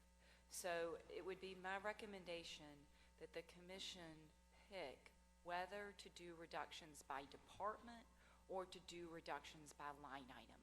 Because when you do both, they overlap and it's duplicative. So it would be my recommendation to pick one way or the other. And if you're going to do the 4.4, many of the elected officials were achieving their reductions by taking the budget back to actuals. So if you took out the 1.4 of elected official cuts and you did the 4.4 of budget back to actuals, that would be $3 million. Left as a It would deficit. take it down. So then you would be at a deficit of 4.4 million. Commissioners and to the staff, if you can, Yes, you have 1 minute. Right, I'm trying to get you to I understand, but you that have 1 clear minute. path. 1 minute. Okay, so we got that. Chairman, you really threw me off. I was ready to. I'm sorry. Go right ahead. Go right ahead. It's, and I think it would have gotten us to really a zero space and to having to do less cuts. Now I'm gonna have to, go ahead. Let me ask you this. Does the $7 million deficit that you're talking about include the Juvenile Justice Center? That is CIP. Okay, We're so that's not talking even about on the table. operating. But we have a lot of media individuals in the room. They've asked me this question all day. What, based on what you've heard today, and is there any way to tell me rough math of what the deficit looks like after today? Right now, at this point in time, it would be 7.4. Okay. Well, that's a lot better. I'm not going to celebrate $7.4 million, but if that's true, it gives this chairman a little bit of encouragement. The other thing, I did not mean to cut you off, Vice Chairman. You know, the utmost respect for you. The problem is, I'm being very candid. The Peabody Hotel has been extremely generous with us in allowing this space. They've virtually given us the space. And I've exceeded my time in here today. And they also have very limited staff, as you can imagine, with COVID. And they have to break this room down. So that's why I was trying to cut you off so we could tee up the next meeting. Any other comments, Ms. Crosby, before I go back to our budget chair? Budget chair? Adam Mulligan, but okay. Yes, Commissioner Ford. Quickly, that $7 million number, does that include any amendments that have passed today and last week? Does that include any amendments? I know we passed a lot of amendments today. I just want to make sure that the number that was articulated is a clean number. It includes 4.1 million of amendments. All right, so the 4.1 million of amendments is in there from the First Amendment. That includes additions as well. Yes. Okay, I just wanted to make Now, sure. Mr. Leach, don't mess You up will what have we some- just found out, okay? If you mess it up, I'm gonna have the guards take you out. No. Mr. Well, Leach, His deputies take him out. Mr. Leach. Yeah, I wanted to respond because there's so many general statements here. Like, one was cleaning the accounts or putting them back to actual. We do that every year. So, just so that you know, part of the cuts that I have come up with include us where we reset the payroll back by $879,000, and that's resetting all our steps, people who leave, and moving them back to step one. It also involved doing the benefits with that. So some of us are already doing that. So I just wanted that to be aware that it's hard to generalize here, guys, because I'm using part of that as my cut. So. Mr. Leach, we very much appreciate that, truly. We're about to wrap up, Commissioners, if you'll just give me one more minute or two.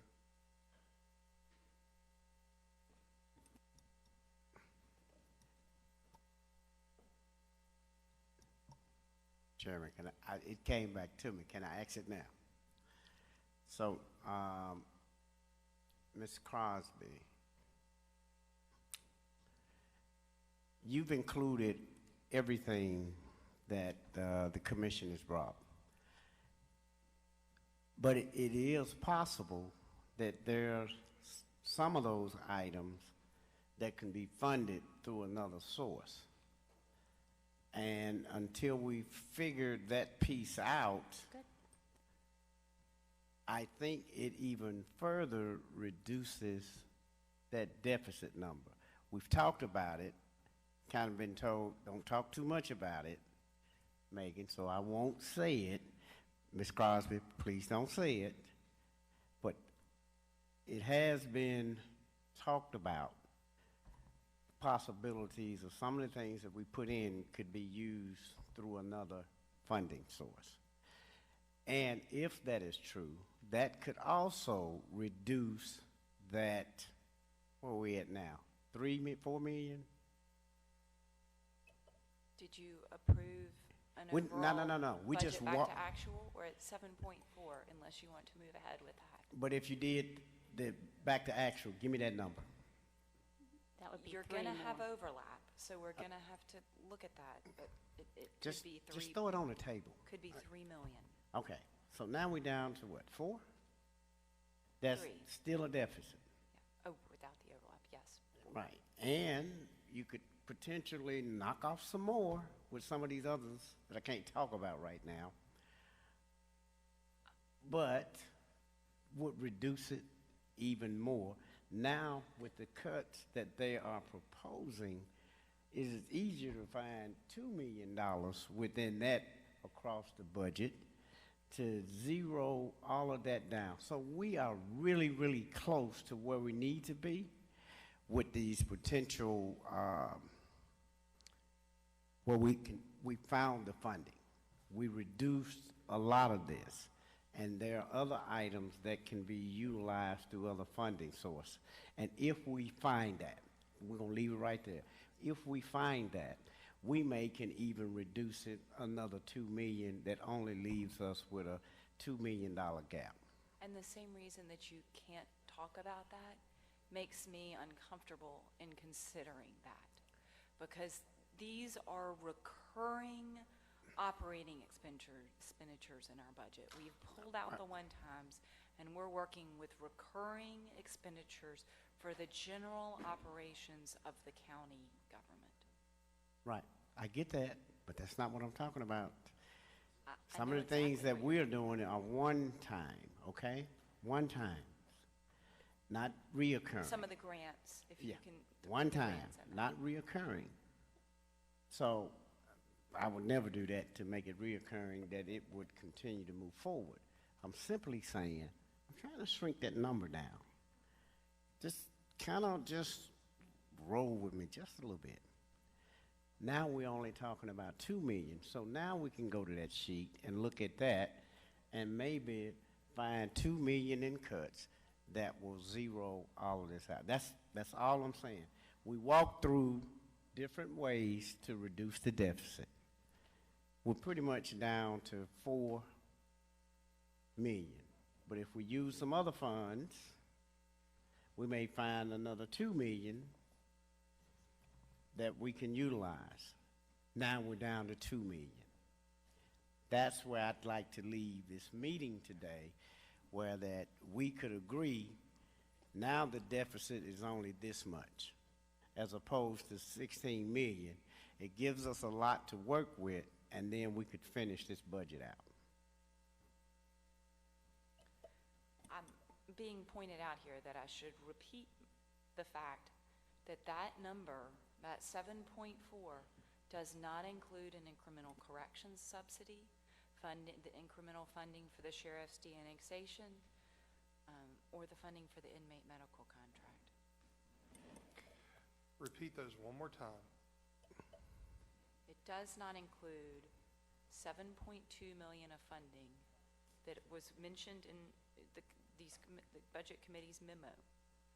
That's 1.3 million for the sheriff, an incremental increase for the de-annexation needs, 900,000 for the inmate medical contract, 157,000 for HR background checks, 830,000 for parental leave, or 4 million for a corrections subsidy.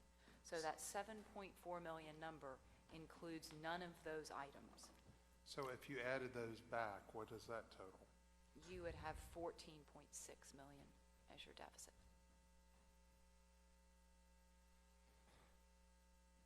Commissioner Jones, I'm going to let you wrap it up before I make my closing comments. Make your closing remarks, Chairman. Go ahead. Go ahead. Because I thought that we were there. You did mention some of that, and part of that in the general fund, if that's money that you're going to transfer out of the general fund, $4 million, you're doing that from the FY20 budget. Is that correct? It would be an increase of 4 million from the FY20 budget. And yes, I have mentioned it. So But isn't it already a line item of 19 million already in the budget? no, it is a line item of 15 million in the 20 budget. 21. 21, the proposed budget had 19, but when we went back to 20, it's 15. Okay, got it. These are the kinds of things that we know we need to fix, so glad you pointed that out, because it was already a line item of 19 million in the proposed. So that number would go in there anyway. So it would simply just be a line item to make up the shortfall for correction of 19 million. So, but I don't want to go there, but I do want to, if you can, walk the numbers down back to where we did, and then all of the other items that you said were not included, put it back and walk it back up, and line item identify it so that I can see exactly what's happening, and then we could move forward going into the next meeting to get this accomplished. And there are some things that I just believe once we have seen the full picture, some may get approved that has been thrown in, and some may be pulled back out to balance this budget. It is not hopeless at this point. The question becomes, how do we cooperate together to get that? There may be some things that you don't like, that you don't want to see in there, that ends up in there. There may be things that we don't like, that you may like, that may end up in there. But we have to have cooperations on both sides of the aisle, as opposed to saying, well, no, you can't do something that way. Probably one of the most irritating things to a commissioner, no offense to you, is to tell them what they cannot do when it's within the scope of their powers to do just that. Commissioner Jones. I got it, and But I'm trying to develop this cooperation that we can go back and forth. We will not always agree, but we can get things done. And it can't be one-sided, one way or the other. And I just, moving forward, that's what I'm looking for. Now I'm done, Chairman. You're the best. Thank you, Commissioner Jones. Commissioner Whaley. Thank you, Chairman. I'll be super quick. So I think this is more of a logistical thing, but if I remember correctly, the resolution we passed to meet virtually goes through our May meeting. So next week it's June. Do we need to extend that, or are we good by the governor's executive order? The governor's executive order has actually extended. It's a very good question. I only allowed till the end of May. Should I do that now, Karan? Since Commissioner Whaley, can I make a motion to that effect? Can I suspend the rules and make a motion? Can you suspend the rules to make a motion to extend your own order? Is that what you're asking? Yes. Okay, I make a motion to suspend the rules. Second. Anybody object? Thank you. Commissioners, because of COVID, thank you so much, Commissioner Whaley. You know, I sponsored a motion that we meet electronically through the end of May, trying to figure out what would happen with COVID. Our county commission rules have expired on that, but the governor did expand our ability. So I'll make a motion to extend that to the end of June. Seconded by Commissioner Ford. All those in favor? Aye. We'll call that the Whaley Amendment. That was excellent.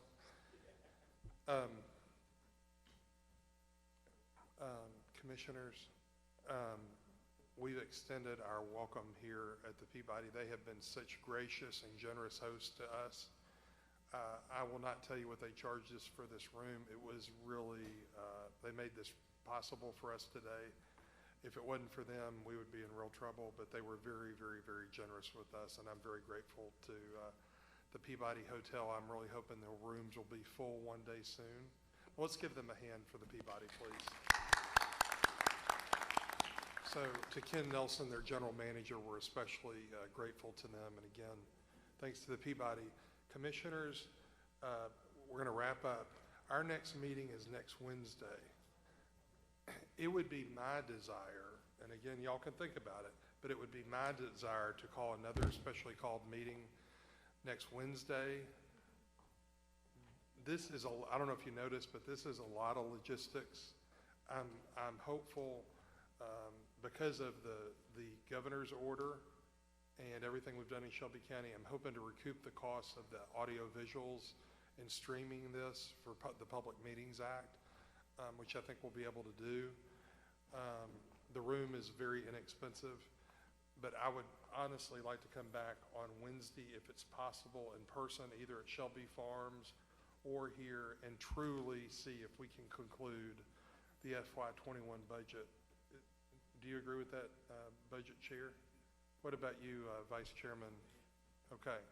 So Commissioners, I see a lot of nodding faces.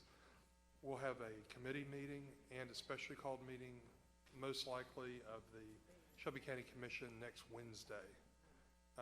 It gives us a week to work with the mayor and CAO and Ms. Crosby, who've all done a good job, and it also gives us a chance to get phone calls from Mr. Leach. So we appreciate all the elected officials being here today. Is there anything else for the good of the order? Go right ahead. For anyone that needs it, I'm going out to the lobby for a drink. I am too. Also, Commissioners, we had an item that we did not cover today. Item number 2. Okay, help us real quick, and I'm gonna adjourn. On item 1, first we had 2 motions that were tabled. If you do not wish to take that up at that time, then there's no definite time set. You can take that up, I guess, at another meeting. So those are with the 2 motions. I think the Deputy County Attorney wants to chime in. Megan Smith, there are 3 items, if I heard correctly. Okay. One was Commissioner Wright's item, the other Commissioner Ford and Morrison's item about the $4.9 million. That's right. And the third was Commissioner Morrison's $1.1 million for furnishings, which was Yep. tabled to entertain the entire exhibit. So I think there are 3 your relief would be to bring your motions back when you see that moment come up. So today, Commissioners, we completed items number 3 and 4. We did not complete items 1 and 2. Go ahead. Also, we have entertained, let's see, how many motions? We have entertained, or you all have entertained, 6. Well, I don't know what the disposition of the one with the office furniture and paper products. I don't think we ever got a second, so we entertained, or you all entertained 5 different motions to amend the budget. So the item 1 would be, I'd like to move those to the next meeting. okay, so I make a motion to move items number 1 and 2 and any outstanding amendments that were not completed to the next meeting. So just do 1 as amended, and then I have to still read 2 into the record. Okay, item 1 as amended, I move to move that to the next meeting. Which one? Do I have a second? Item number 1, Committee or commission? Oh, specially called commission meeting. okay, That's gotta be specific. I understand. okay, especially called. Do I have a second? Second. Can we do that without objection? Can we do that without objection? Chairman, I may not be able to make the committee Who was the meeting, second? but I will be at the commission meeting you. on No the problem. Monday.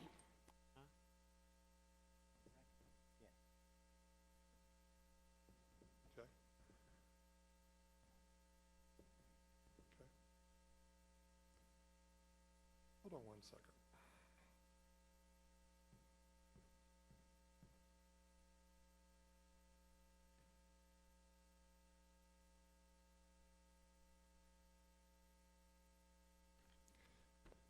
Commissioners, let me correct myself. Do we think we can move, I've got all my days mixed up these days. Today's Wednesday. Could we continue this conversation on Monday at the regular commission meeting, continue the work that we started today, instead of moving it till next Wednesday? Today is Wednesday. What is today? Could we move this work to Monday? The next meeting's June 8th, Monday, June 8th. Hold on 1 second. Yeah, that's what I thought. Next Monday I got federal jury duty. Okay, so, I'm sorry, okay, so I think I was right in my head, but maybe saying the wrong thing. I'd like to move the specially called meeting to the committee day on June the 3rd. I think that's what I originally said, wasn't it? Okay, okay, okay. So, help me very quickly. So, in terms of what I can do to help y'all prepare for that, I'm going to try to trace out where we are currently. We'll take the line-by-line cuts from both the Budget Committee's amendment and Commissioner Morrison's amendment and say what departments those apply to. It may be challenging on the salary lines, the 4.4 and the 4.9, but we will. If we could do that possibly up on a screen, it would be a lot better than all these pieces of paper, if it's possible. Certainly.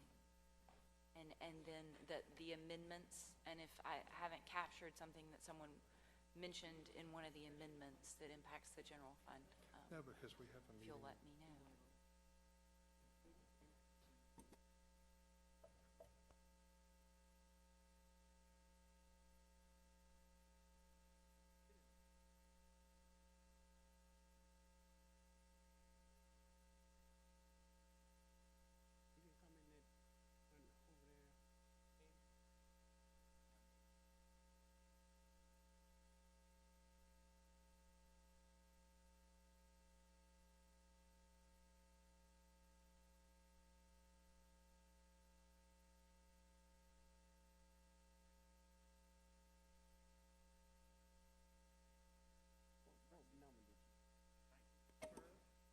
Defer to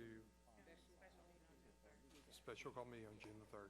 Commissioners, and to the CAO on Wednesday when we have regular committee, unless it is really super important, we won't cover regular items. We'll just deal with the budget. We'll dispense with anything that is really time sensitive for June 3rd under committee, but then we'll call a specially called meeting on June 3rd to wrap up this budget. Can you live with that, CAO? I know we have a couple of items regarding Shelby County Fire Department. We can bring those up at okay. this, we can cover that on Wednesday. Okay. That's something I consider very important. Is that okay? Will it be possible to be online that day for if someone needs to be? Yeah, we'll do everything we can to make that possible. Please help me, Lee. We got to adjourn this.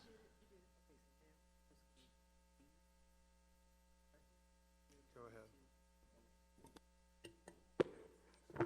Because our time is up in this wonderful facility, we're going to just read item 2 into the record, and then the chairman is going to move to defer item 2 to that same special called meeting on June 3rd.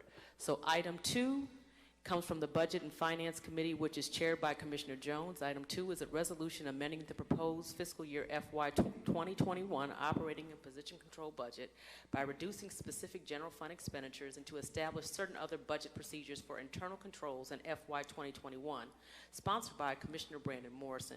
This item was deferred in May 18th, 2020 Commission meeting. So move.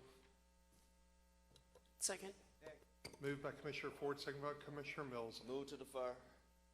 Very good. To the next meeting. No to special call. Move to Special defer call to a meeting. specially called meeting On the 3rd. on the June 3rd. Yes. All those in favor? Aye. Very good. Is that it? We'll move it to the special committee meeting. Anything else? Okay. All right. Anything else, Mr. Gilliam? No, sir. Dr. Hall just reminded me that we had some wind items that are time sensitive that we need to address, and I guess it would probably be the will of this body to defer the employee health care contract until perhaps a later date, because that would probably be somewhat time consuming. Okay. We'll discuss all that Okay. tomorrow, if you don't mind. Okay, Commissioners, thank you very much for your hard work. I'm sorry it got a little crazy at the end. Thank y'all very, very much.